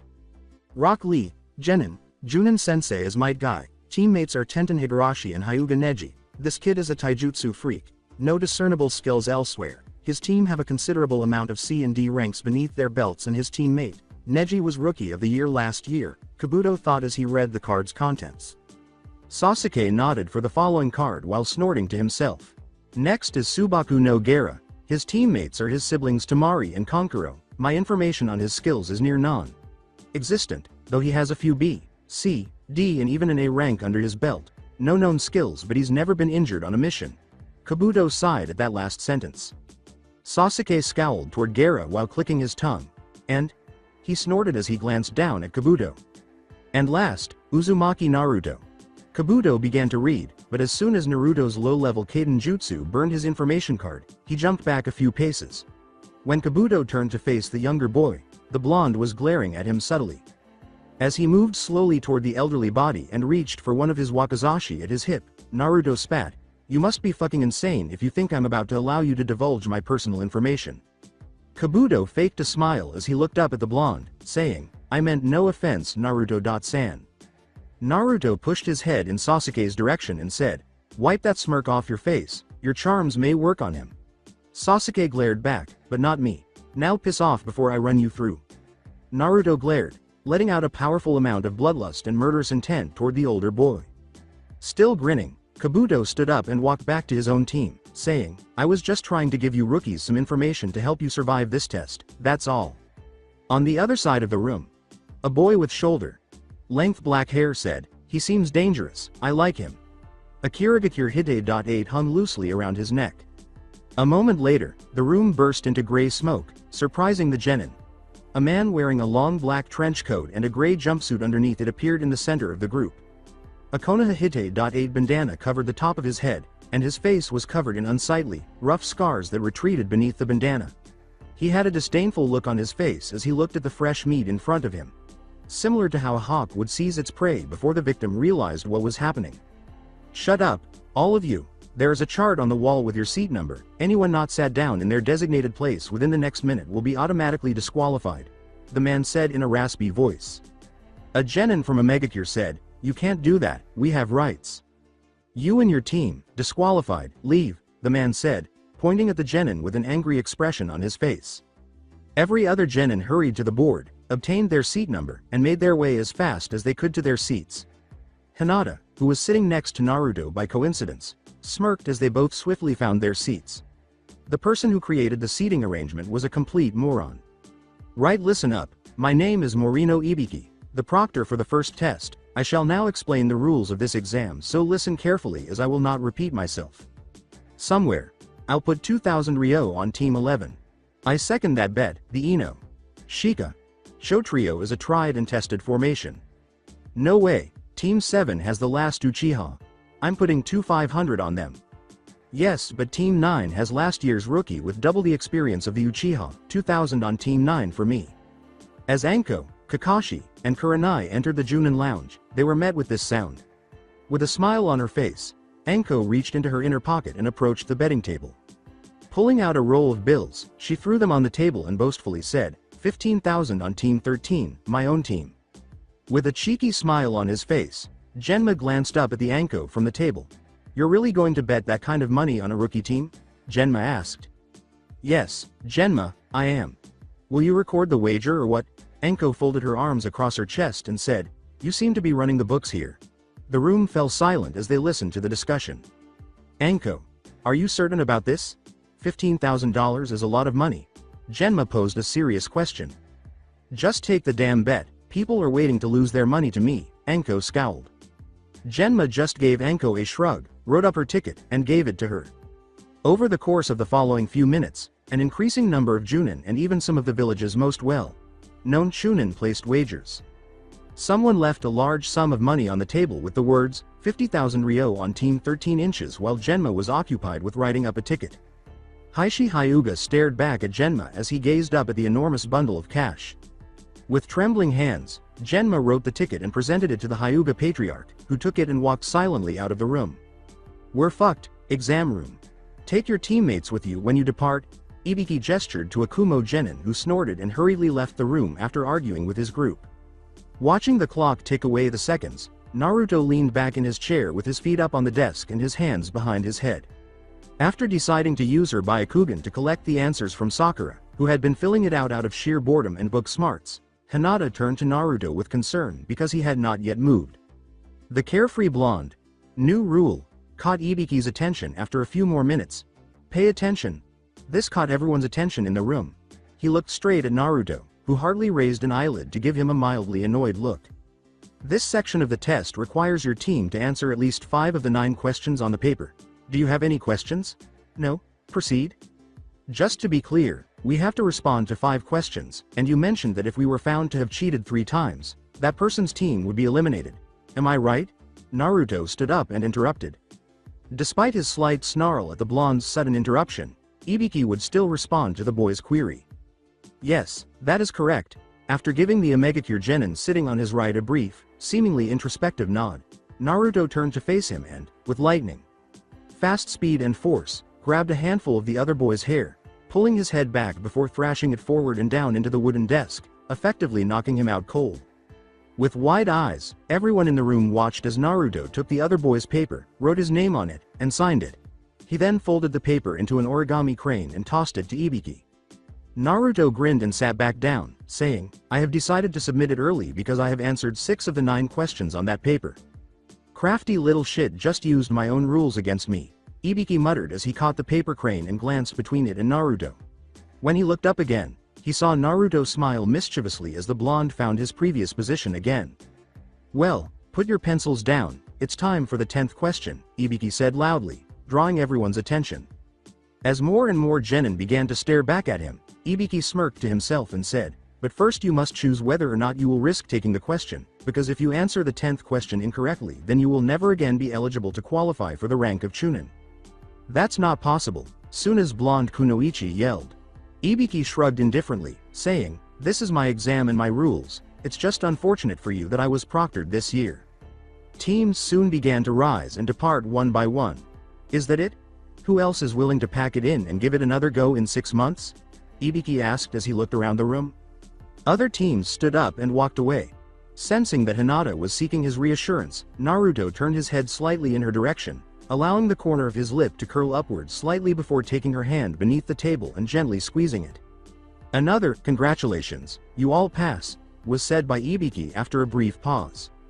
Office of the Hokage as he and a few of his best Junin and Chunin watched the first part of the exam through his crystal ball. Sarutobi sat at his desk, wiping tears from his eyes and laughing like he hadn't laughed in 10 years. Was that really what she did? Kakashi's perspiration fell. That kid is troublesome. I wonder if he plays shogi. He just broke Ibiki's own rules to win.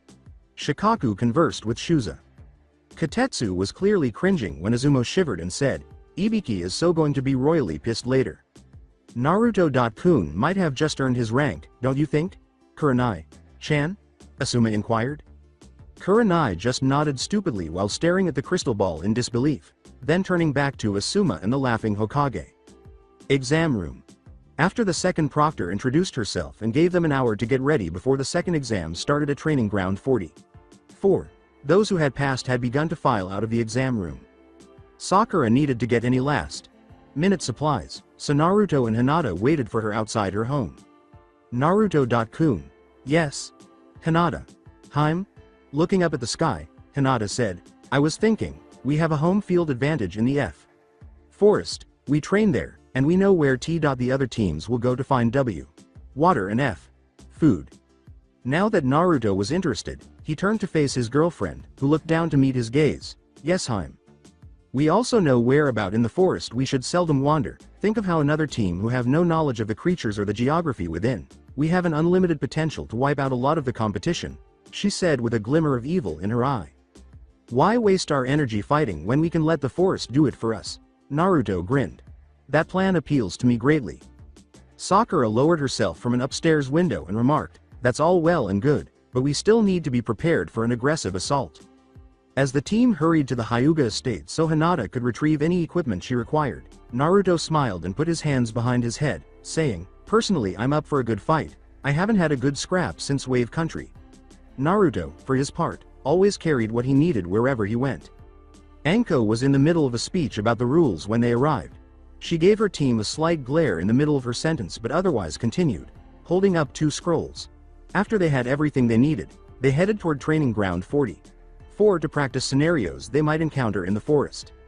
Each team will only receive one of the 2 scrolls, one for heaven and one for earth, so do whatever it takes to obtain one.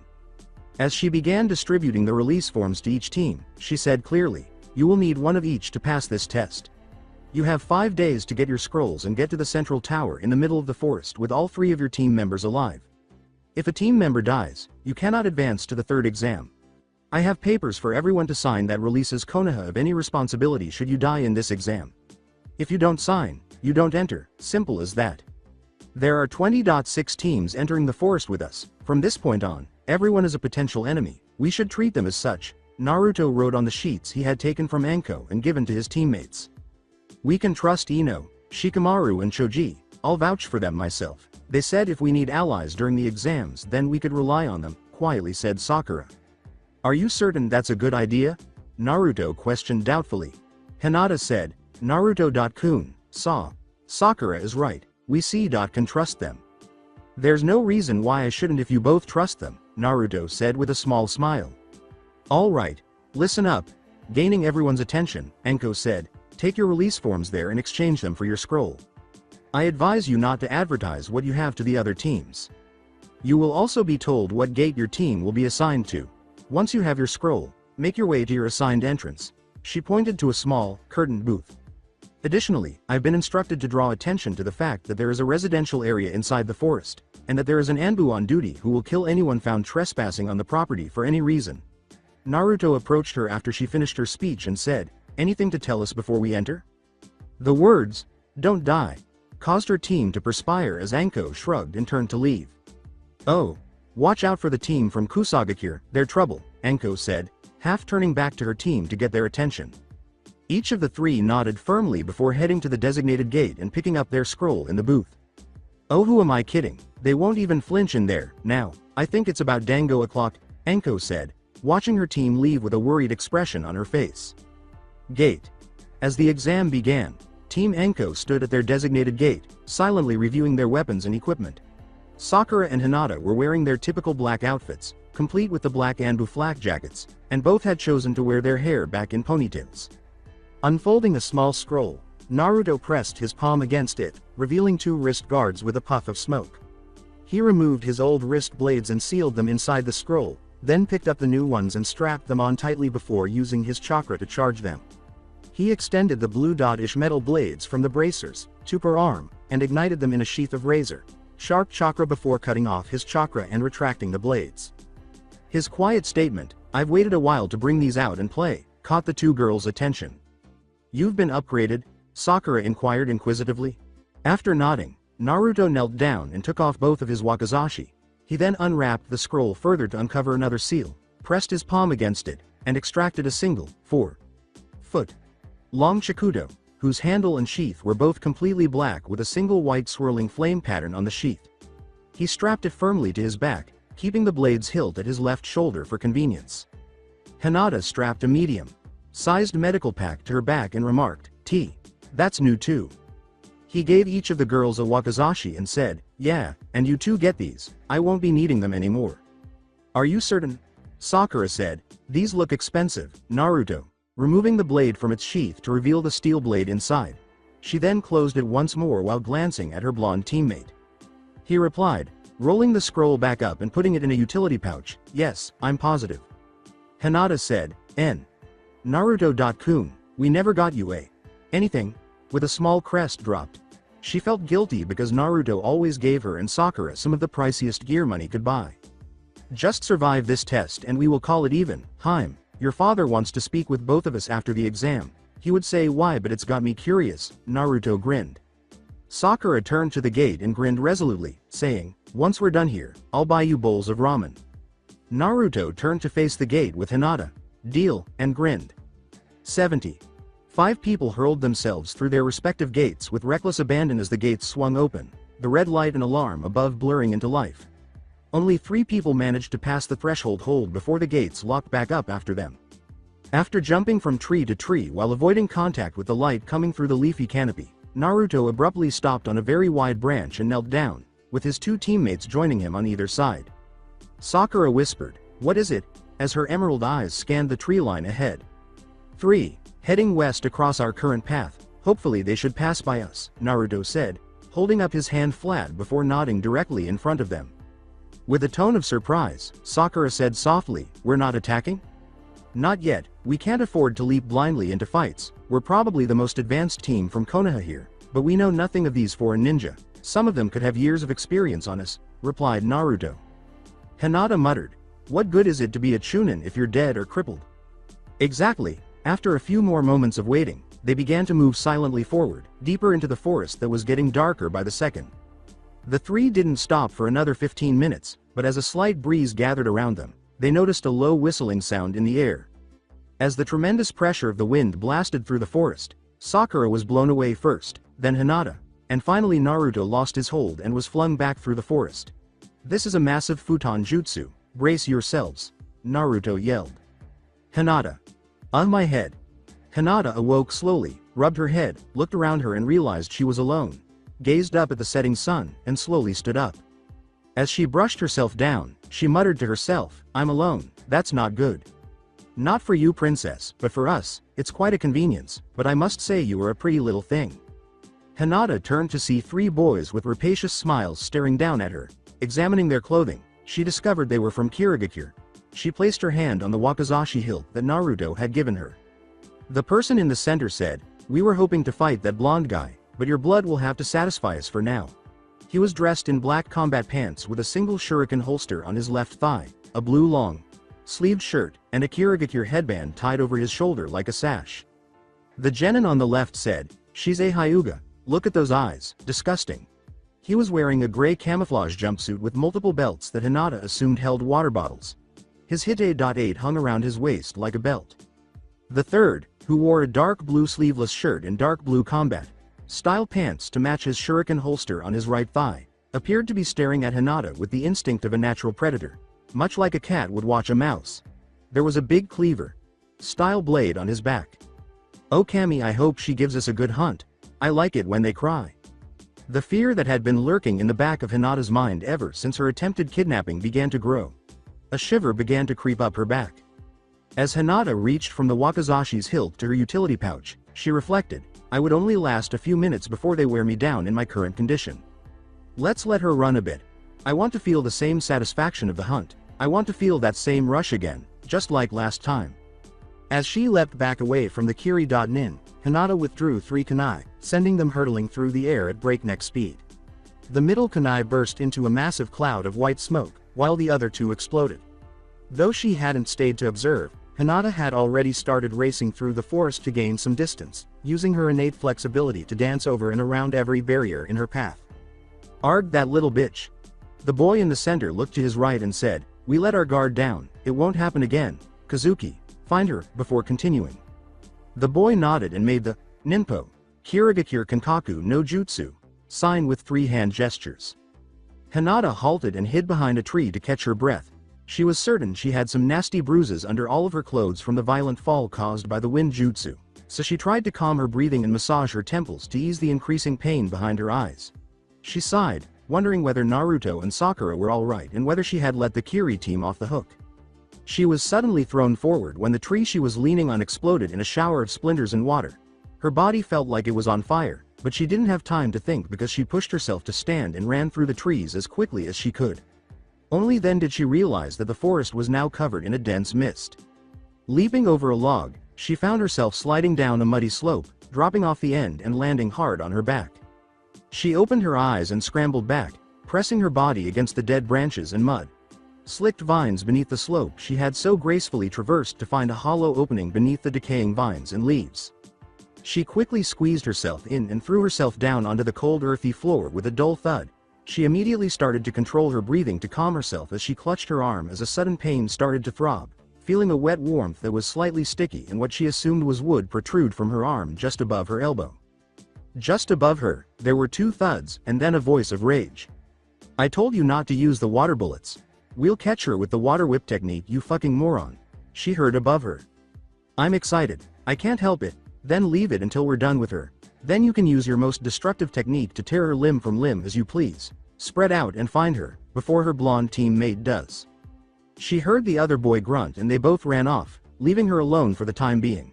She quickly checked her wound with her Byakugan and saw that a big wooden splinter was embedded in her arm, an inch deep, and only 7 millimeters from an artery. She had to remove the splinter to avoid the wound getting septic and possibly losing her arm entirely.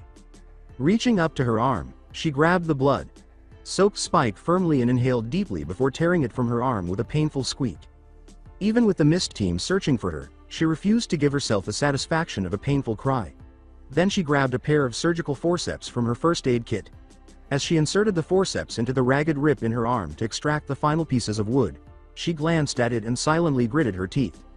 She exhaled with relief as she removed the final splint and put the forceps back in her kit, taking out a clean bandage, a sealed vial of liquid, and her homemade healing salve. In order to avoid making a sound, she bit the stopper off the vial and poured the liquid into and around the wound on her arm. The burning sensation caused her to cry silently as she bit down on her lower lip. Before putting on the bandages, she applied a thick layer of her healing salve to serve as an infection prevention barrier once the pain had subsided to a dull numbness. With a silent sigh, she replaced her canteen in her utility pouch and sat there for a while, swallowing a blood pill and drinking from her canteen. "At least it's only cosmetic damage. A few more millimeters and I'd be dead," she said to herself. She sighed and turned off her dujutsu as her Byakugan started to get hazy as she leaned back against the dirt and roots. As the mist started to thicken all around, she muttered softly, "I hate this jutsu." "Anything?" she asked as she heard two thuds fall above her once more. "Not yet, but as soon as she displaces the water particles from the Kirigakure no jutsu it shouldn't be too hard to get a lock on her whereabouts. I'm surprised she hasn't tried to use my technique to cover her escape. We're not dealing with our usual prey, this one is smart, knows she can't face all three of us at once," said the other child. "Let's find Shiro. If he finds her first there won't be enough left for a decent grope. I need to move, otherwise I'm backed into a corner, but what can I use to cause a diversion?" Hinata said, standing motionless as she considered her options. "Come on, Hinata. Imagine what Naruto-kun would do." She pondered for a few seconds before blinking and smiling. "Oh, how silly of me. These idiots turned this forest into my playground without me realizing it. Okay, let's hope this works," she said to herself in a humorous tone as she took 6 kunai out of her utility pouch. As he turned and led his team toward Hinata at full speed, one of the Kiri genin said, "Stop, got her. Follow me, both of you." It took them just 2 minutes to catch up to and encircle Hinata. As she sent her 6 kunai flying through the air in quick succession, Hinata scowled and said, "I didn't think you would home in on me so quickly." The boys all easily avoided the blades and laughed at her poor defense. The boy who had been in the middle of the group when they first appeared, Hinata assumed, said, "You gave us our best chase yet, but we want to experience the fruits of our labor now." The boy took a step forward and drew a curved-bladed kunai. When Hinata pulled out her wakizashi and assumed a defensive position, the three boys gradually closed in on her from all sides.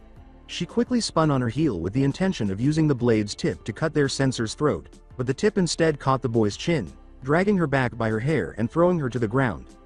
His teammates swiftly grabbed one of her arms each and pulled her to kneel in front of their leader.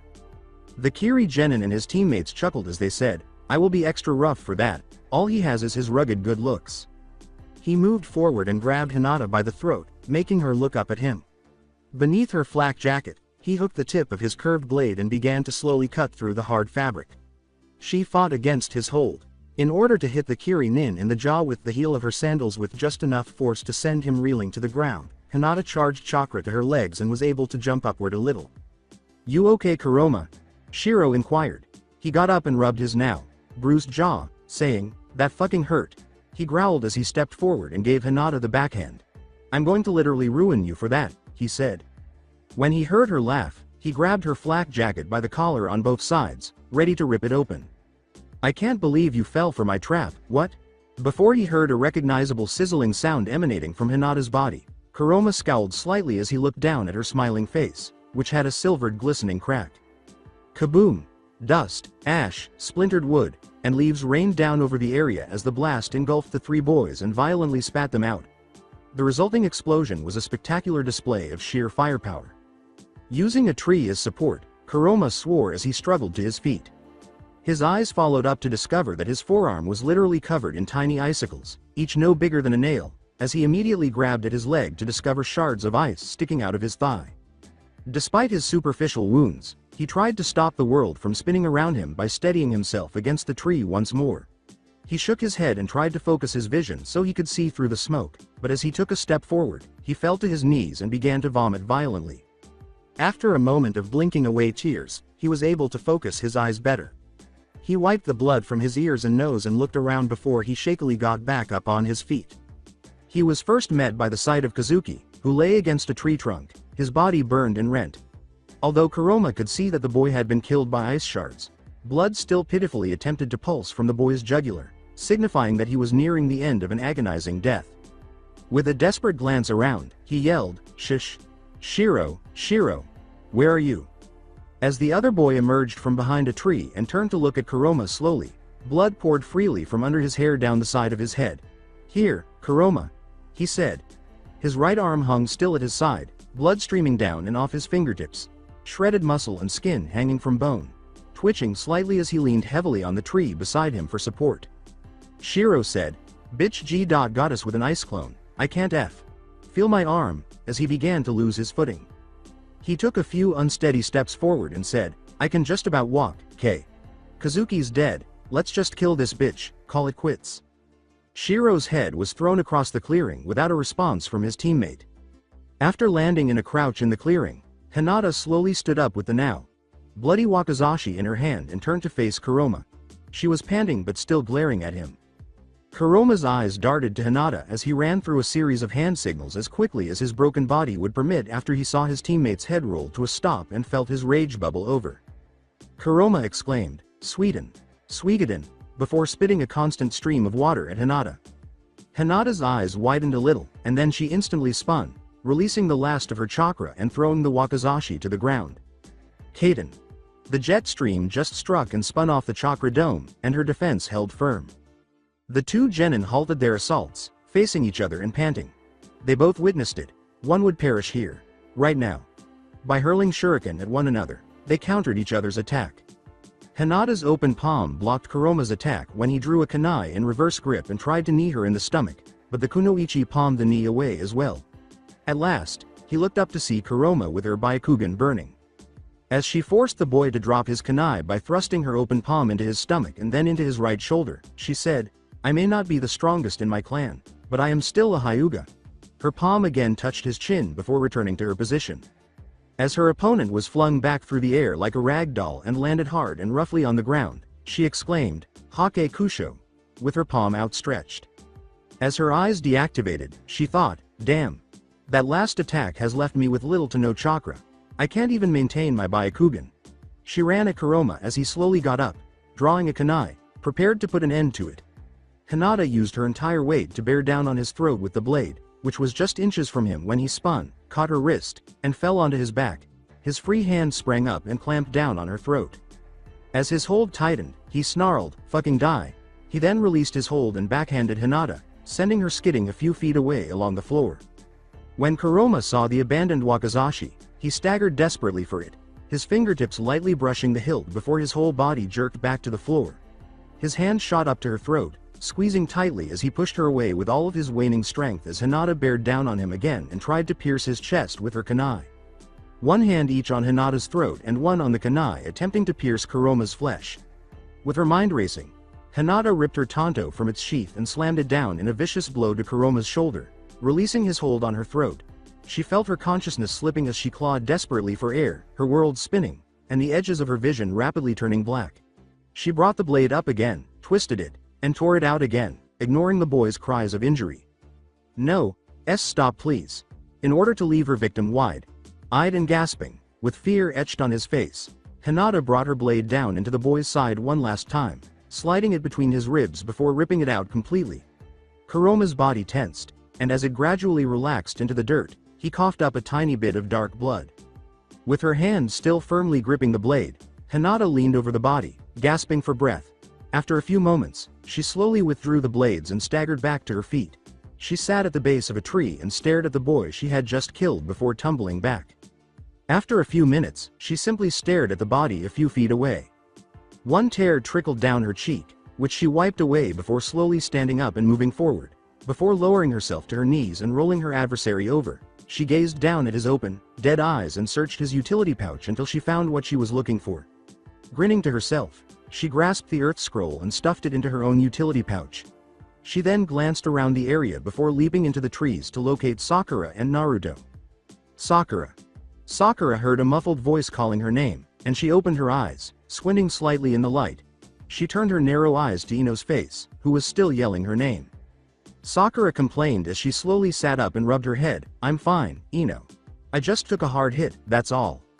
As she assisted Sakura in standing up, Ino said, "You're lucky we found you before someone else did, Sakura. People are dying in this forest." Looked at Ino, Sakura said, "I don't doubt it. Naruto and Hinata? Missing. Shikamaru and Choji are doing a scan of the surrounding area, see if they can find them." Sakura stood up just as Shikamaru and Choji returned. "We were hit by a massive futon jutsu and blown off in different directions, and we only got hit with the backlash from what I can tell," she said. Shikamaru remarked, "Troublesome, you're awake." As she inspected her equipment, Sakura grinned and said, "Nice to see you," to Shikamaru. Choji questioned, "So what will you do now, until we reach the tower or I locate Naruto and Hinata?" "I'll stay with you guys." As the group began to move through the forest at ground level, Shikamaru said, "It's troublesome that we don't have both scrolls, but we're lucky that we've kept ours up to this point." "Then let's get your scroll and get to the tower then." As Sakura passed them all and continued into the forest, Team 10 did nothing but watch. Naruto. Naruto woke up sluggishly, leaning against a fallen tree. He opened his eyes groggily and felt numbness all over his body. He waited a few moments for his body to fully awaken before he pulled himself to his feet and took a step forward when he heard a hissing sound behind him. He turned slowly and saw a giant python staring down at him with yellow, silted eyes and a forked tongue flickering languidly in his direction. It shifted its body into position and struck forward at the blonde, its mouth hanging open in an effort to snatch the food in front of it. "Fuck, away." With a barely controlled rage, Naruto snarled and leapt into the snake's open mouth, launching his wrist blades into the snake's skull as its jaw closed. Before sagging to the forest floor in death, the snake realigned its jawbones and then took a brief pause before the top of its scaled head burst into a shower of blood, bone fragments, and brain matter. Shaking off as much blood and gore as he could, Naruto hopped out of the snake's head and cut the chakra flow to the blades. Focusing his senses, he reached out into the forest and slowed his breathing. He heard the distant, faint sounds of battle and immediately jumped off in that direction, taking to the trees to cover as much ground as possible at the quickest possible pace.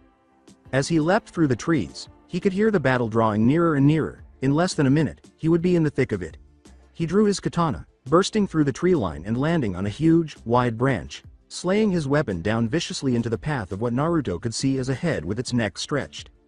Naruto pulled his blade back to rest on his shoulder, and when he looked to the right, he saw Sasuke staring fearfully between him and his assailant, and when he looked to the left, he saw a tall figure with long black hair, flayed and burned skin, and a single yellow predatory eye peering out from behind the burnt flesh. The ninja's head was adorned with a Kusagakure headband. Naruto turned to face the Kusa Genin and calmly suggested, "Sasuke, you look tired, why don't you sit this one out?" Sasuke simply nodded as he got up and leapt away to reassemble with his team. He felt the raw power practically radiating from this figure, and Naruto tightened his grip on his weapon as he locked eyes with his new foe. The Kusagakure Genin said calmly, his voice sickeningly sweet, You let my prey escape, boy. I have no interest in you, step aside or die. He may have believed you were an ordinary genin, but I don't, I'm your opponent now, so why don't you stop playing dress up and we get this show on the road? Naruto replied with assurance. His headband had changed from Kusagakure to an Auto symbol, and the Kusa genin reached up and tore the burnt flesh from his face, exposing yellow eyes and sickeningly white skin. A savage smile crept onto the pale man's face as he recognized the child in front of him. Very good, let me introduce myself to you before I kill you. I am Orochimaru. He made fun of a bow. As he charged at Naruto with almost blinding speed and spat up his own blade from his throat, Orochimaru said, "So today I kill the Leaf Village's Jinchuriki, and tomorrow, well, let's not spoil any surprises." As their blades clashed and sparked slightly, Naruto bounded forward, meeting the rogue Sannin halfway before they bounded past each other and turned. Their blades locked in a stalemate as they lunged at each other once more, but Naruto knew he would lose to the Snake Sannin's greater strength and experience because he was aware of what his opponent was capable of. Orochimaru's snarling grin met Naruto's as they leapt away from each other again. You're rushing headlong to your death, boy, like father like son. Naruto threw multiple shuriken at the Rouge Sannin, but he was able to deflect, dodge, and dip the weapons with ease. With his blade buzzing to life with a faint blue glow, Naruto charged forward with unnatural speed, aiming for the snake's face but being blocked by the Kusangani blade. Naruto responded by spinning low and raising his blade in an uppercutting motion. Orochimaru landed a few feet away, laughing and smiling, and Naruto swore inwardly. Naruto took a deep breath and swiftly went through a number of hand seals, saying, Kaden. Karyu Enden. In order to consume everything in front of him, the blonde spat forth a fiery torrent of white incandescent fire. Orochimaru's eyes widened slightly as he repeatedly jumped back to avoid the white-hot incineration that was headed his way. The flames eventually went out, leaving Naruto, panting, staring at Orochimaru through the forest's now blackened and incinerated trees. The charred trees were beginning to slowly crumble and disintegrate as Orochimaru surveyed the damage caused by jutsu. If I had been caught in that, I'd have been in trouble, the Snake Sannin thought to himself as he stepped forward, wearing a smirk. Have your teachers never taught you to avoid wasting chakra on unsuccessful attacks? The blonde was teased by the man. I didn't waste my chakra, Naruto said, straightening his posture and calming his breathing a little before staring Orochimaru in the eyes. With their blades poised and glowing, 4 of Naruto's shadow clones materialized around Orochimaru without him even noticing them. Each clone impaled the blades into the Snake Sannin, causing Orochimaru's insides to tear and shred with the wind element chakra of the blades, causing him to throw his head back in a painful shriek. Orochimaru's head slid from his shoulders, falling into a puddle of mud, and then his body followed shortly after. Naruto bounded forward, preparing his blade to pierce the snake's neck. His clones twisted their blades in unison before the real Naruto struck. Tsuchi Bunshin. Naruto scowled at the mud as his clones vanished, forcing him to turn just in time to deflect Orochimaru's blade with his own. Orochimaru sneered as he leapt away from Naruto, saying, That was beautifully executed, boy, but I'm afraid you'll need a lot more than fancy tricks to beat me. One day you will look back at exactly what you've done with your life, what you've thrown away, and you will realize that your life was without love, without true purpose, wasted, Naruto said, dropping to his knees, panting, and glaring at his adversary. And I suppose if I kill you now, your life had more meaning than mine? Orochimaru smiled at the blonde's speech. The snake summoner chuckled, but Naruto's reply interrupted his laughter. Yes, Naruto said, rising to his feet and inhaling deeply. But I refuse to die here today, not before I marry the woman I love and start a family of my own, not before I become Hokage of the Leaf. And until I see your mangled, twisted corpse at my feet, I will not, under any circumstances, accept death's embrace. I've promised you that. That's my lifelong pledge to you. With a strong sense of conviction, Naruto spoke. Raising the Kusanagi blade to point at the blonde, Orochimaru looked at the boy in front of him and, although he didn't appear to be at all affected, the promise the boy had made had sent a chill down his spine on this particular day. Don't make promises you can't keep. I don't. As his wounds began to heal in front of Orochimaru's eyes, Naruto responded. A red haze of chakra began to slowly bubble up around the boy, forming a single tail of chakra and 2 long chakra ears. His eyes darkened red, and his whisker-like marks darkened as well. Orochimaru lunged forward to strike with his blade, but Naruto easily deflected the blow with his own blade. Hinata. When Hinata saw Sakura walking with Team 10 to her far right, a couple hundred feet away, She immediately shot off in that direction, leaping down just behind them, panting as they turned to see her. Hinata used her Byakugan to periodically scan ahead and around her as she leapt through the trees. Hinata. Sakura rushed to her and gave her a firm embrace. What happened to Naruto-kun? Hinata asked as she gave the hug back. The 5 Konoha genin turned toward the blast area, which was only 20 meters away, and heard a sick chuckle as a figure pulled itself out of the crater. Something exploded into the ground with enough force to crater and kick up dust as soon as Hinata finished speaking.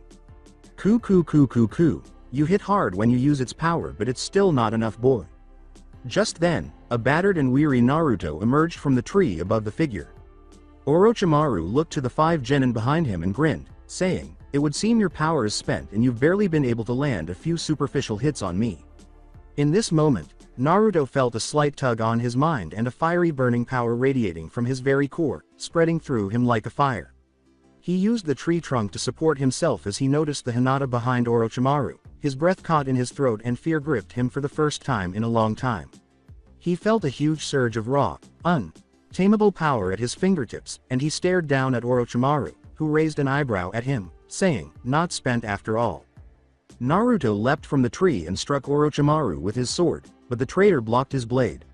Orochimaru then sensed 2 additional power sources behind him, both inconsequential but significant to a man of his caliber. Orochimaru chuckled as he leapt back away from Naruto and sank slowly into the ground. "I would love to stay and play with all you children, but my prey has long escaped and I simply must give him my gift before this exam ends." "You bastard!" With all of his strength gone, Naruto fell to his knees to try to catch his breath and let out a frustrated growl. Hinata was there in a flash, her arms wrapped around him. Shortly after he noticed the bandage around her arm, Naruto threw one arm around her in an attempt to catch his breath. "How did your arm turn out?" His question was worried. Hinata gently said, "I ran into a Kiri team, it's nothing, please don't worry about my arm while you're so exhausted," as she assisted him in standing up. Sakura slung Naruto's other arm over her shoulder to assist Hinata in supporting their blonde teammate, saying, "It's getting dark." A triangle was formed around them by Ino, Shikamaru, and Choji. As the group began to move, with Team 13 in the center and Choji flanking the left and Shikamaru on the right, Ino said, "Sakura helped us gain our scroll to pass this test." She turned her head slightly to face the blonde and his group, saying, "We will escort you to the tower in return." "Thanks, Ino." Hinata smiled and nodded to the girl. After that, they all headed for the trees, Naruto's now disabled body being dragged by his teammates. Hinata gave her boyfriend a worried look, seeing him so worn out for the first time, and then she turned to Sakura, who saw her expression and smiled reassuringly. "He'll be fine, Hinata, we'll get to the tower, hand the scrolls in, and once he's had some rest, he'll be fine," Sakura said quietly. The tower was just over a kilometer away from their current speed, so Hinata nodded resolutely and activated her Byakugan. They walked in silence for another hour or so before Shikamaru spoke. Shikamaru told the group, "We have to stop here." They all fell to the forest floor, stopping their progress. Ino scolded her teammate, saying, "What's up, Shikamaru? We should get to the tower as quickly as we can. It's getting dark, even with Hinata's Byakugan. We can't traverse the forest at night, not with Naruto in that shape. If we keep going, we risk fatigue, and the closer we get to the tower the greater the chance of ambush. We cannot afford to be caught up in a fight with all of us in a weakened and tired state," Shikamaru clarified. Sighing, "He's right, Ino. Besides, it's safer on the ground in this forest of a night time than up in the trees. Trust me, you don't want to know what hunts up there during the night," Sakura said with agreement. With a nod and a sigh, Ino folded her arms across her chest. After taking Naruto to a tree with a hollowed dot-out base and gently placing him inside, Hinata saw the pained look on the blonde's unconscious face. She checked his pulse, which was racing, and then she began examining him until her hand landed on a warm, wet patch on his leg. When she took it off, she discovered a mixture of dark blood and pus smeared on the palm of her hand. She then turned to look at his leg and discovered a small rip in his pants over his thigh. "Come on in, Sakura and Ino. I need help," she cried out in a panic as she carefully pushed both index fingers through the torn fabric and tore it apart as wide as she could to expose the small, deep cut on his thigh, which was only about 1.5 centimeters long, but the flesh surrounding it was elevated and inflamed, and thin black veins darted outward over Naruto's leg from around the wound, which oozed a putrid dark yellow pus mixed with flecks of congealed blood. When Sakura and Ino entered to see what was happening, they were met with this sight. Sakura fainted a little, but Ino, who was less accustomed to seeing blood than the other girls, was appalled. Sakura recovered from her shock first. Toxin? How do we proceed? With her Byakugan active to help her better understand the situation, she asked as she knelt down and swiftly took out her first aid kit, giving it to Hinata, who took it right away, put it down, and put on a pair of black surgical gloves. Hinata's eyes began to well up with tears, and she began to stammer, we need to. Hinata. See me. We take quick action to treat Naruto's poisoning as best we can, but what should we do next? Sakura said as she put on her own gloves, jolting Hinata out of her daze before it could degenerate into panic. As she wiped away the tears with her sleeves, Hinata inhaled deeply and said, from what I can gather, it's a complex toxin that replicates itself inside its host, feeding on muscle tissue. It's already pooling inside his leg. A course of action? Sakura asked sternly, preventing Hinata from losing her temper. Hinata spoke calmly, but Sakura could still sense that the girl was at the breaking point. First, we drain and clean the wound as best we can. Then we try to slow down and neutralize what has already seeped into his circulatory system. What must I do for you? From the hollow's entrance, Ino inquired. I need a common honeysuckle and a cat's claw plant as soon as you can find them, but other than that, I have most of what we need. Proceed. As she took a small scroll out of her medical kit and unrolled it to reveal a storage scroll, Hinata hurriedly opened the contents, a tiny wooden box with a hinged lid, took out multiple vials of liquid, and then laid out a set of surgical instruments. Could you please bring Choji in here? Hinata asked Sakura. I'll need some brute strength for this, Hinata said shakily and softly, and Sakura nodded before leaving the hollow to get the boy as asked. Hinata looked down at Naruto and wiped his forehead with a damp cloth she had soaked with water from her canteen. The blonde was beginning to get sick with a fever, and his time was running out.